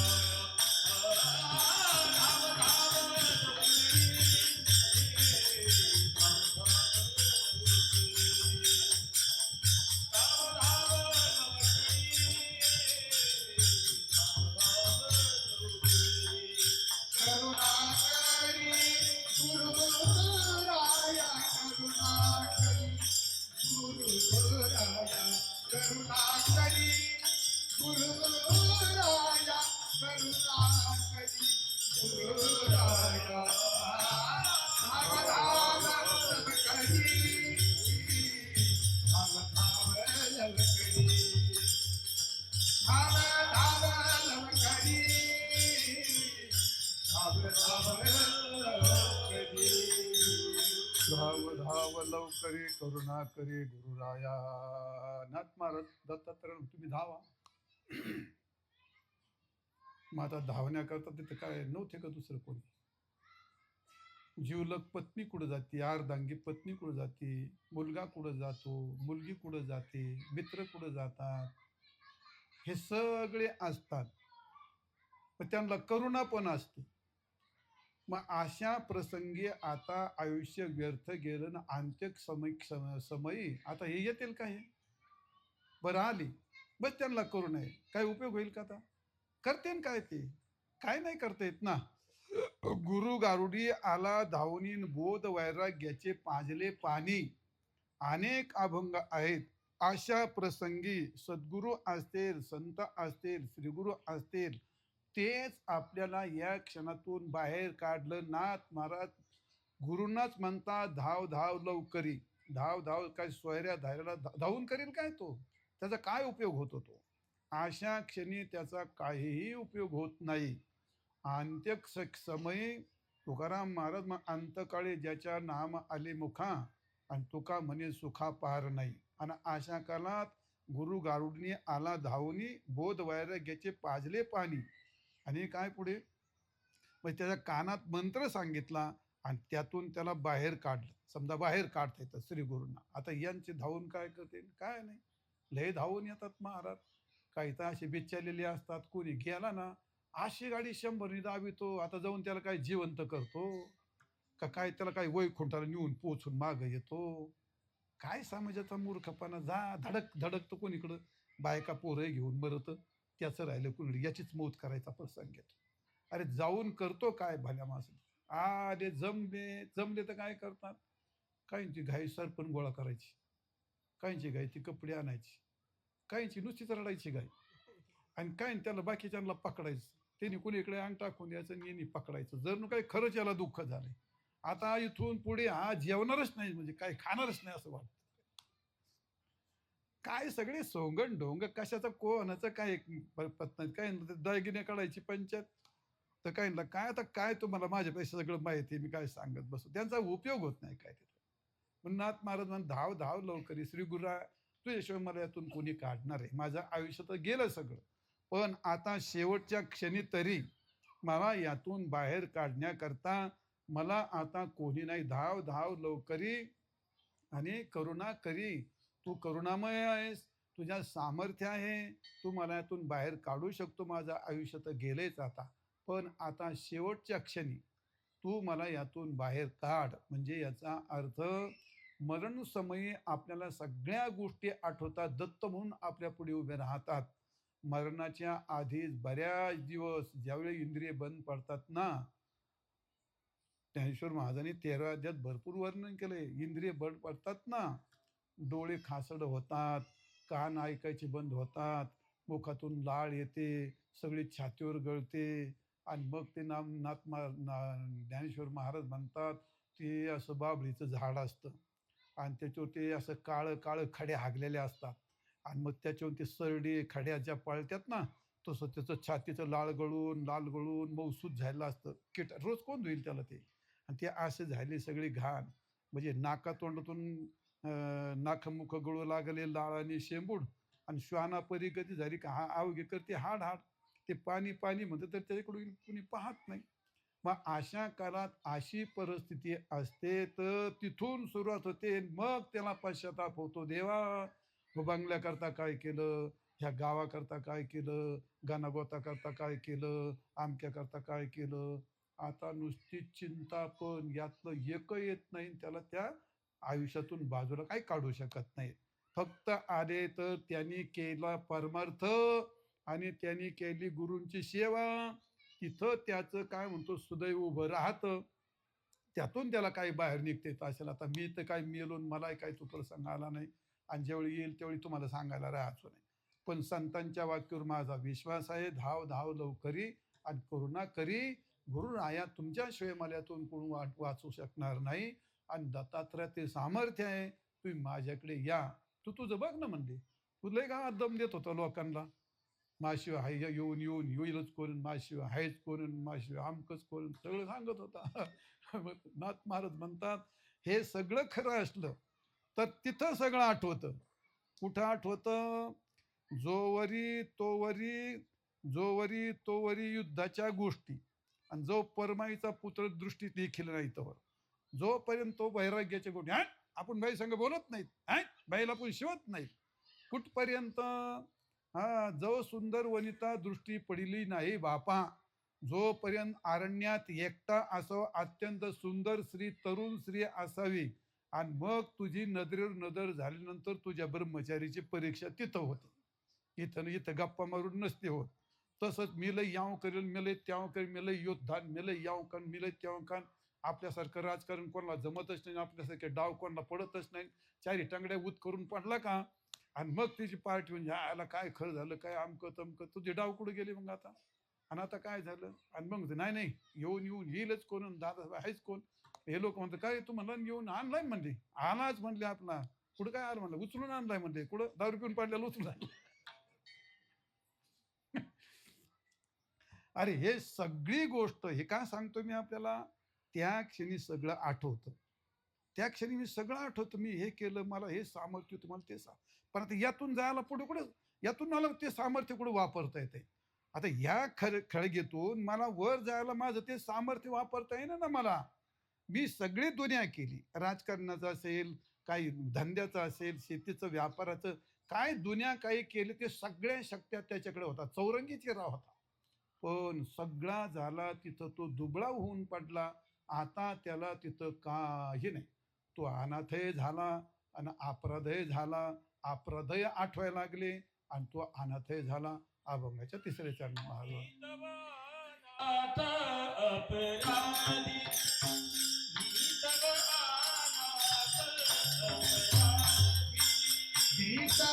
अनाथ अपराधी. भीतवानाथ अपराधी, भीतवानाथ अपराधी.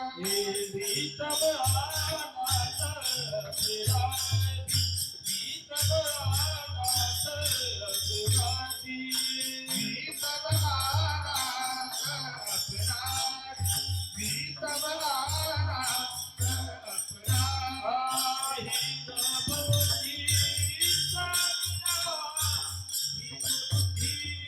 भीतवानाथ अपराधी.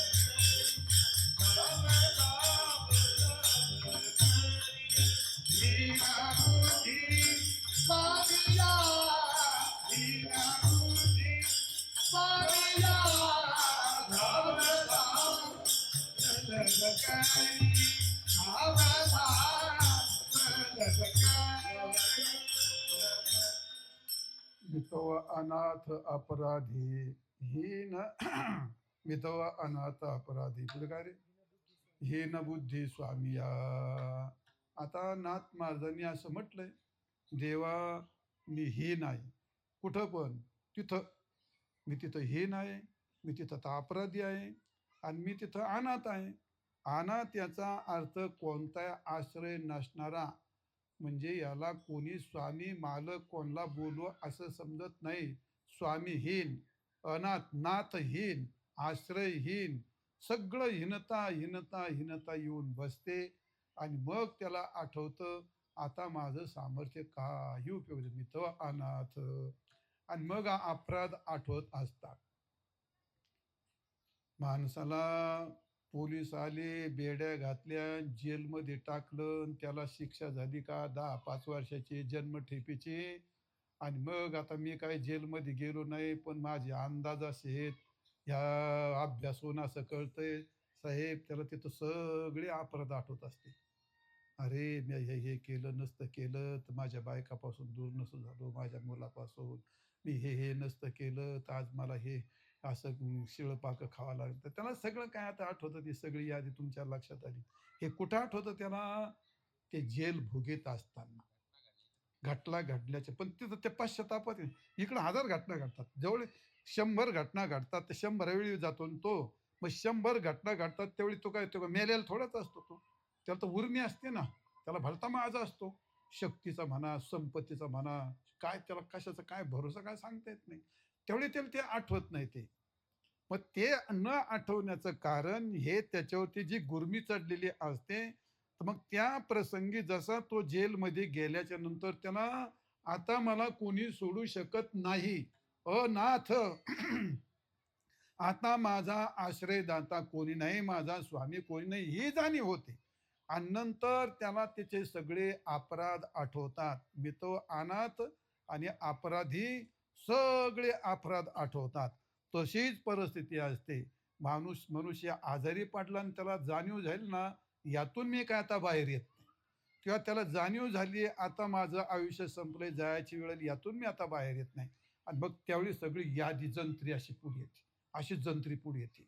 आपण कुठं कुठं काय काय केलं, कुठं कुठं काय केलं, नाही हे पुण्य केलं, नाही देवधर्म केला, नाही महाराजांचं ऐकलं, नाही कोणाचं ऐकलं, ना आईचं ऐकलं, ना बापाचं ऐकलं. त्याला इतकं पाठांतर झालं, त्याचं अंगभूत झालं असतं, त्यांनी सगळं आठवत. आणि मग अपराध असतात. विधवा अनाथ अपराधी, कर्महीन मतिमंद बुद्धी, तुझं मी आठविले नाही कधी, वाचे कृपानिधी माय बापा देवा.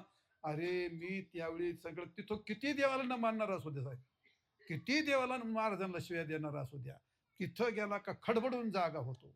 एक तर मृत्यूच्या दारात, नाही तर एक तर त्या जेलमध्ये कायमची शिक्षा झाल्यानंतर, फाशीला गेल्यानंतर. मग असं आहे, तिथं सगळं आठवतं, सगळं स्वतःशी कबूल करतो.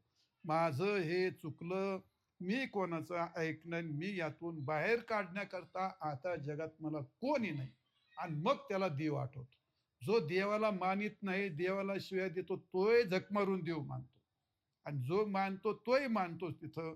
आणि मग तिथे त्याला सगळे अपराध आठवतात, सगळा अनाथ होतो. मग महाराज म्हणतात, देवा मी तो अनाथ आणि अपराधी आणि हीन बुद्धी माझी बुद्धी फार भ्रष्ट झाली होती.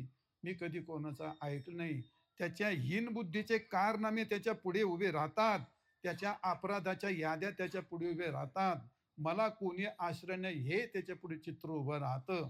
आणि मग अशा कालामध्ये त्याला दुसरं काही आठवत नाही. त्याला एकच त्याच्या पुढे दत्त होऊन असा कोणी, एखादा महाराज, एखादा धर्म, एखादा देव, एखादा पंथ, त्याला सगळं आठवतं. आणि मग नाथ महाराज म्हणतात, आत्ताच जागा हो. आणि आत्ताच जागा झाला तर दत्तात्रयासारखं महान दैवत, त्यांचं नामस्मरण, त्यांची पूजा, ध्यान, अरे ज्यांनी केलं आयुष्यात त्यांचे आयुष्य बदलले, त्यांचे प्रपंच बदलले.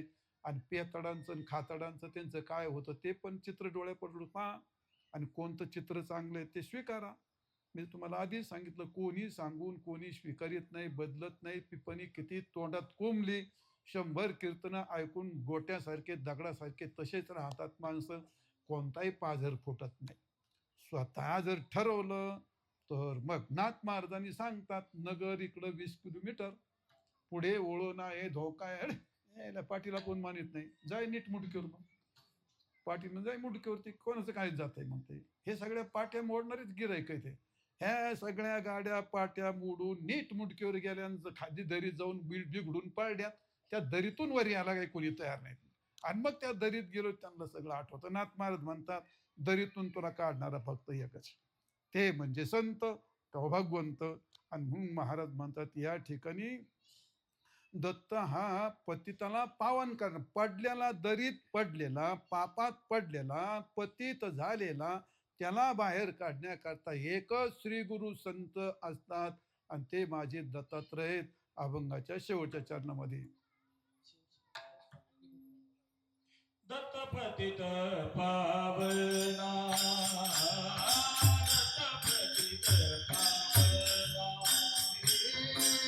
दत्तपतित पावना, दत्तपतित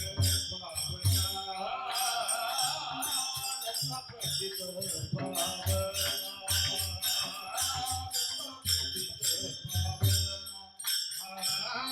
दत्तपतित पावना, दत्तपतित पावना,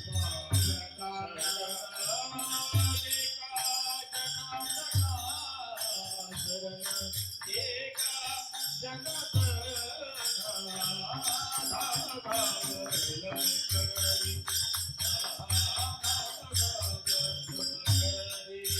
शरणायका जनार्दना शरणा एका जनार्दना भाव लवकरी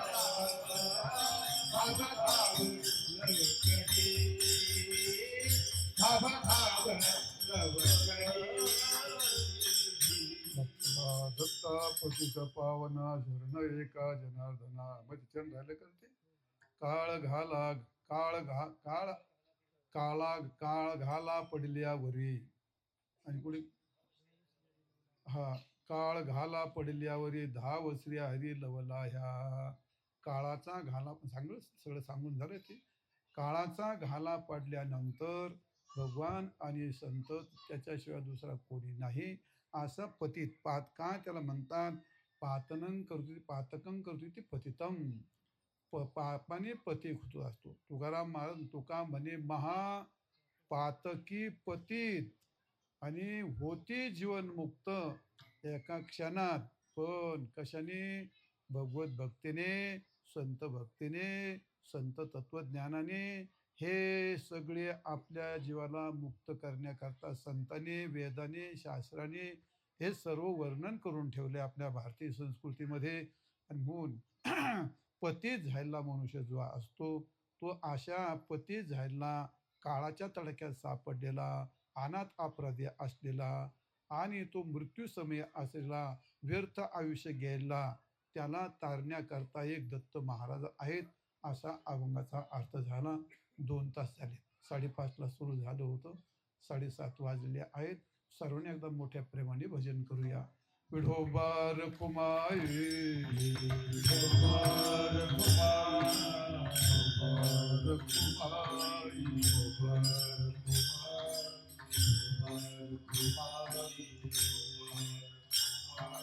विठोबार कुमाई जोरात.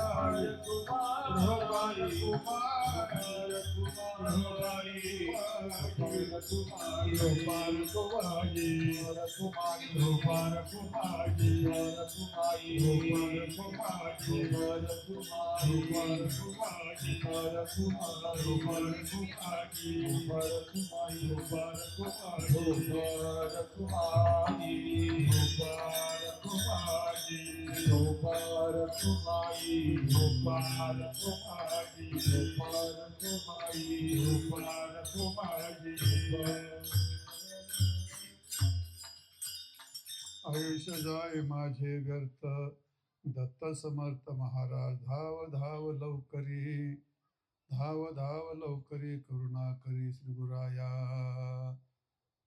अभंगाचं तात्पर्य असं आहे, दत्त महाराज समर्थ आहेत आणि ते आपल्याला या दुःखातून, या संकटातून तारण्यास सर्व समर्थ आहेत. असा हा अभंगातला अर्थ आहे. असो तो भाग.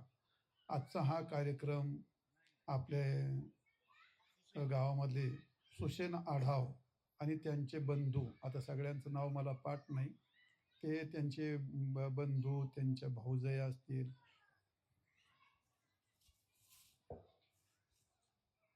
ते सर्व पुण्याहून येतात. विशेषतः आपल्याला मागच्या वेळी पण सांगितलं होतं, प्रत्येक गुरुवारी पुण्याहून येऊन पूजा करायची आणि तर ते अन्नदान वगैरे, आरती वगैरे करतात. ते गावातील लोक काही सहभागी होतात. म्हणून आता त्यांचं कौतुक करावं तेवढं थोडं आहे. असं आहे. प्रेमापुढे, भक्तीपुढे सगळं तुच्छ असतं. पुण्याहून येऊन इथं एवढं करायचं म्हटल्यावरती इतकं सोपंच नाही आणि आजही ती त्यांची दुसरी तिसरी वेळ आहे. इथं आल्याच्या नंतर सगळी व्यवस्था, मंदिर धुवून काढायचं, ही लाइटिंग करायची. खूप मोठा खर्च करतात आणि खूप प्रेमाने करतात ते. आज येते ना, आजही प्रत्येक गुरुवारी येतात, पण आजही या दत्त जयंतीच्या उत्सवाला त्यांचा खूप उत्साह असतो. आम्ही त्यांच्या उत्सवात सहभागी होतो. आपलं कर्तव्य आहे. आपण काय म्हणतो, आपण या दत्तांचे म्हणा, रामेश्वराचे आपण उपासक आहोत. आपलं कर्तव्य आहे. म्हणून सगळे पोरं-बिरं, सगळे विद्यार्थी सगळं साफ करणं, रांगोळ्या काढणं, काय साफ-सफाई असेल ते हरिभक्तपरायण नामदेव महाराज आढाव, ते पण खूप मोठी चांगल्यापैकी ते चांगलं खांद्यावर घेतात. मंदिर-बिंदिर धुवायचं, पोरं मदत करतात आपली, ते करतात. त्यांचे चिरंजीव पत्रिका वगैरे वाटायचं खूप मोठं काम करतात आणि आमचे नवनाथ पठारे बरीच मंडळी सगळी त्यात सहभागी होते. त्यांना खरोखर धन्यवाद देऊन सगळे टाळ्या वाजवून त्यांचं एकदा स्वागत करा. कोणताही कार्यक्रम उभा करायचा, त्याला वेळ द्यावी लागते, कष्ट करावे लागतात, पैसा खर्च करावा लागतो. कुठेतरी गाडी दामटावीच लागते ना, कुठेतरी गाडी दामटावी लागते, पळावं लागतं. आता जे करतात त्यांना माहीत असते. बोटं घालणाऱ्याला काय नाही बळ लागत. कोणीही बोटं घालतं. हां, त्याला ₹1 खर्चात आणि कुठं एखादं जाईल तेवढा हार घेऊन ये बरं महाराजांचा 17 कामं सांगत होतो. पण बोटं घालणारे असतातच ते, पण चालायचं तो निसर्ग आहे ते तुम्हाला आधी सांगितलं आणि म्हणून मी नामदेव माझे मित्र आहेत, लहानपणचे मित्र आहेत. आम्ही खूप बऱ्याच वेळा मारामाऱ्या केल्या आहेत. एकत्र नांगर हाकला, एकत्र झोपलेलो आहेत, एकत्र ताटात जेवलेलो आहेत. त्यावेळी लहानपणी मारामारी केलं तर मारामारी नाही करीत, आता भांडाभांडी करतो. भांडाभांडी नाही करीत म्हणा. आतल्या आत अंदरल्या अंदर काहीतरी चालत राहतं ते. पण ते चालत राहतं. त्याचा काय विषय नाही. माणूस म्हणून ते येतात. मी काय, तुम्ही काय, कोणी काय, कोणी काय. पण पहिल्यापासून साहेब परमार्थाला चिटकून सगळ्या वाऱ्या करणार, भजन करणार, उत्सवात खूप सहभाग घेणार. परमार्थ करणाऱ्या माणसाचं कौतुकच केलं पाहिजे. ते कष्टाचं काम असतं. भजनाला जायचं म्हणजे काय, रात्री 12 वाजता जागायचं म्हणजे काय, ऐकून पैसे देतं का तिथं? करतातच ना ती माणसं. टाळ वाजवतात. सगळी भजनी मंडळ असते. आता ते करतात माणसं. भजन करतात, परंपरा टिकून ठेवली, गावात टाळ वाजवतो. त्यांना खरोखर कोटी-कोटी धन्यवाद आहे त्यांना. करतात ते बिचारे, चांगले करतात ते. त्यांचे चिरंजीवही खूप चांगले करतात. नवनाथ त्यात सहभागी होतो आणि आम्ही सुषेण आढाव. आता ते म्हणतात माझे तुमचं महाराज तुमच्या आज्ञेपुढे काय नाही, म्हणजे याचा अर्थ माझा शिष्य म्हणतात का काय मला माहीत नाही, पण ते आज्ञा पाळतात. खूप प्रेमळ, अतिशय आज्ञाधारक, अतिशय प्रेमळ आणि खूप कष्ट करतात ते. आज या ठिकाणी पुण्याहून यायचं, इथं एवढं मोठं भोजन करायचं, सगळ्या गावात पत्रिका द्यायच्या आणि ते सगळं त्यांच्या उत्सवामध्ये. आता तुम्ही जर कोणीच नाही आले, मग ते उत्सव तरी कसा होईल? म्हणून माता भगिनी आता मळ्यातून आल्यात ना, आपल्या गावात एवढे लोक कमी राहतात. सगळ्या माता भगिनी सगळ्या गारच्या थंडीच्या मळ्यातून आल्यात. तुम्हाला खरोखर धन्यवाद. तुम्हाला कोटी कोटी धन्यवाद देतो. परमार्थाला असं सहभागी झालं पाहिजे. परमार्थ तसाच करावा लागतो. त्याशिवाय आता आपण कधी मुक्त व्हायचो मग परमार्थ करायचो असं नाही. प्रपंचात राहून करता येतं. सगळे ग्रामस्थ यावेळी तरुण भरपूर आलेत. तुमचं पण खूप कौतुक आहे. तरुण माणसाने आलंच पाहिजे. ही परंपरा कशी टिकेल भल्या माणसावर? तुम्हालाही पुण्य कसं प्राप्त होईल? आणि म्हणून तुम्ही सगळे तरुण आलेत. तुम्हाला खूप कोटी कोटी धन्यवाद देतो. सगळे ग्रामस्थ आलेत. त्याप्रमाणे सगळे मंडळीचं एखाद्याचं नाव घेऊन, आता एखाद्याचंच घेणं दुसऱ्याचं नाही आठवायचं. मला अभंगच नाही आठवत आता, मग म्हातारपण त्याला तरी काय करू आता. म्हणून सगळे गावकरी आलेत, मंडळी आलेत आणि कार्यक्रम करणारे डोंगरगंजचेच आहेत. पुण्यात राहत असले तरी आमचे इथलेच आहेत ते. आमचे इथले वतनदार आहेत आणि आपल्या गावातले येत आहेत ते. त्यामुळे तो कार्यक्रमच आपला आहे. म्हणून आपण हे सगळं करतो. आपण काय कोणावर उपकार नाही करीत. आपलं गावचं आहे, आपलं कर्तव्य आहे. आपण येतो, करतो. आपल्या गावात होत नव्हता उत्सव, पण तो होऊ लागला आणि खूप चांगला होऊ लागला आता मस्त. आता खूप चांगलं समाधान वाटायला लागलं. एकदम छान. पांडुरंगाने रामेश्वरांना आपल्याला एवढं ऐश्वर्य दिले. कोणाकडे महाराज असं ऐश्वर्य? पुढंच नाही एवढं ऐश्वर्य. अरे काय दरी, झाडं काय हे आणि हे पाठीमागं राहिलं. किती पैसे देऊन आणता तुम्ही याला? हे काय असंच येत येत नाही ते. आता एखादा दत्त जयंतीचा एखादा कार्यक्रम कुठून आणील ते बिचारे? हे एवढं कुठून आणील? स्पीकर आपल्या गावातला, हे टाळकरी आपल्या गावातले, स्थान आपल्या गावातलं. बिचारे कुठेतरी मोटरसायकल चालू करतात आणि एखाद्या गावात जाऊन, एका कोपऱ्यात जाऊन बिचारे हरिहरी करतात. आपल्याला नाही ना तसं. रामेश्वराची भरपूर कृपा आहे आपल्याकडे. पण आता आपण त्यांच्याकडे पाहायला तयार नाही. पण त्यांची कृपा आहे आपल्यावरती, त्या कृपेने आपलं घडतं. असंच घडतं ना असंच घडत राहावं अशी दत्तात्रयाच्या चरणी प्रार्थना करतो. जास्तीत जास्त मंडळींनी सोमवारी रामेश्वराच्या दत्तात्रयाच्या दर्शनाला यावं. प्रत्येक वर्षी उत्सवाला आलं पाहिजे. आपल्या आयुष्यात प्रपंच चालूच असतं. असं आहे, काय म्हणतो त्याला, कोटीन त्यक्त्वा हरिं भजेत. अनेक कामं दूर सारून या ठिकाणी यावं लागतं. ते तुम्ही आलात, तुम्हाला धन्यवाद देतो. आणि आता पुढील कार्यक्रम कोणाला नियोजन सांगायचं ते सांगा. मी या ठिकाणी थांबतो. आमचे हरिभक्त पारायण शिवाजी महाराज कुणी कुणी आलेत काय ना आहे तेवढ्याला फार छान झालं. शिवाजी महाराजांचे काय सचिन महाराज उत्तम गाणार आहेत. ते आले होते कार्यक्रम आकाशातच घेऊन गेले, उचलला त्या तरुणच लागत. आपल्याकडे ताकद नाही उरली. आमचे रणजित महाराज आलेत आहे तेवढ्याला. बरं झालं, चांगलं झालं. बरं, चांगलं आहे.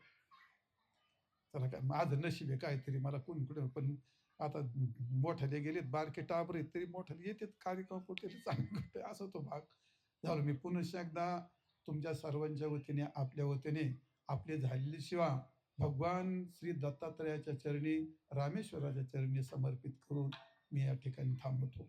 ज्ञानेश्वर माऊली, ज्ञानराज माऊली, ज्ञानेश्वर माऊली,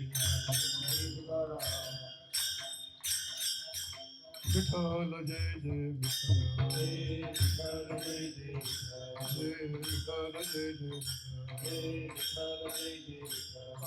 फुले देवे फुले देवा फुले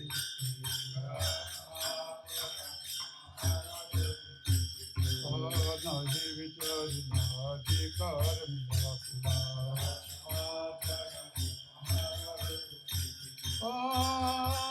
तुका म्हणे ज्ञानेश्वरा रखबाया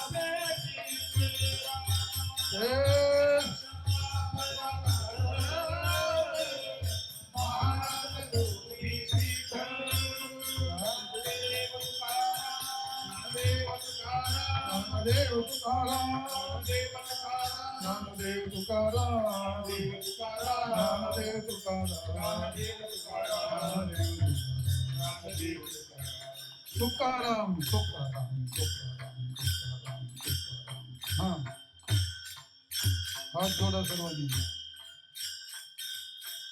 पुंडलिक वरदा हरी विठ्ठल, श्री ज्ञानदेव तुकाराम, पंढरीनाथ भगवान की जय.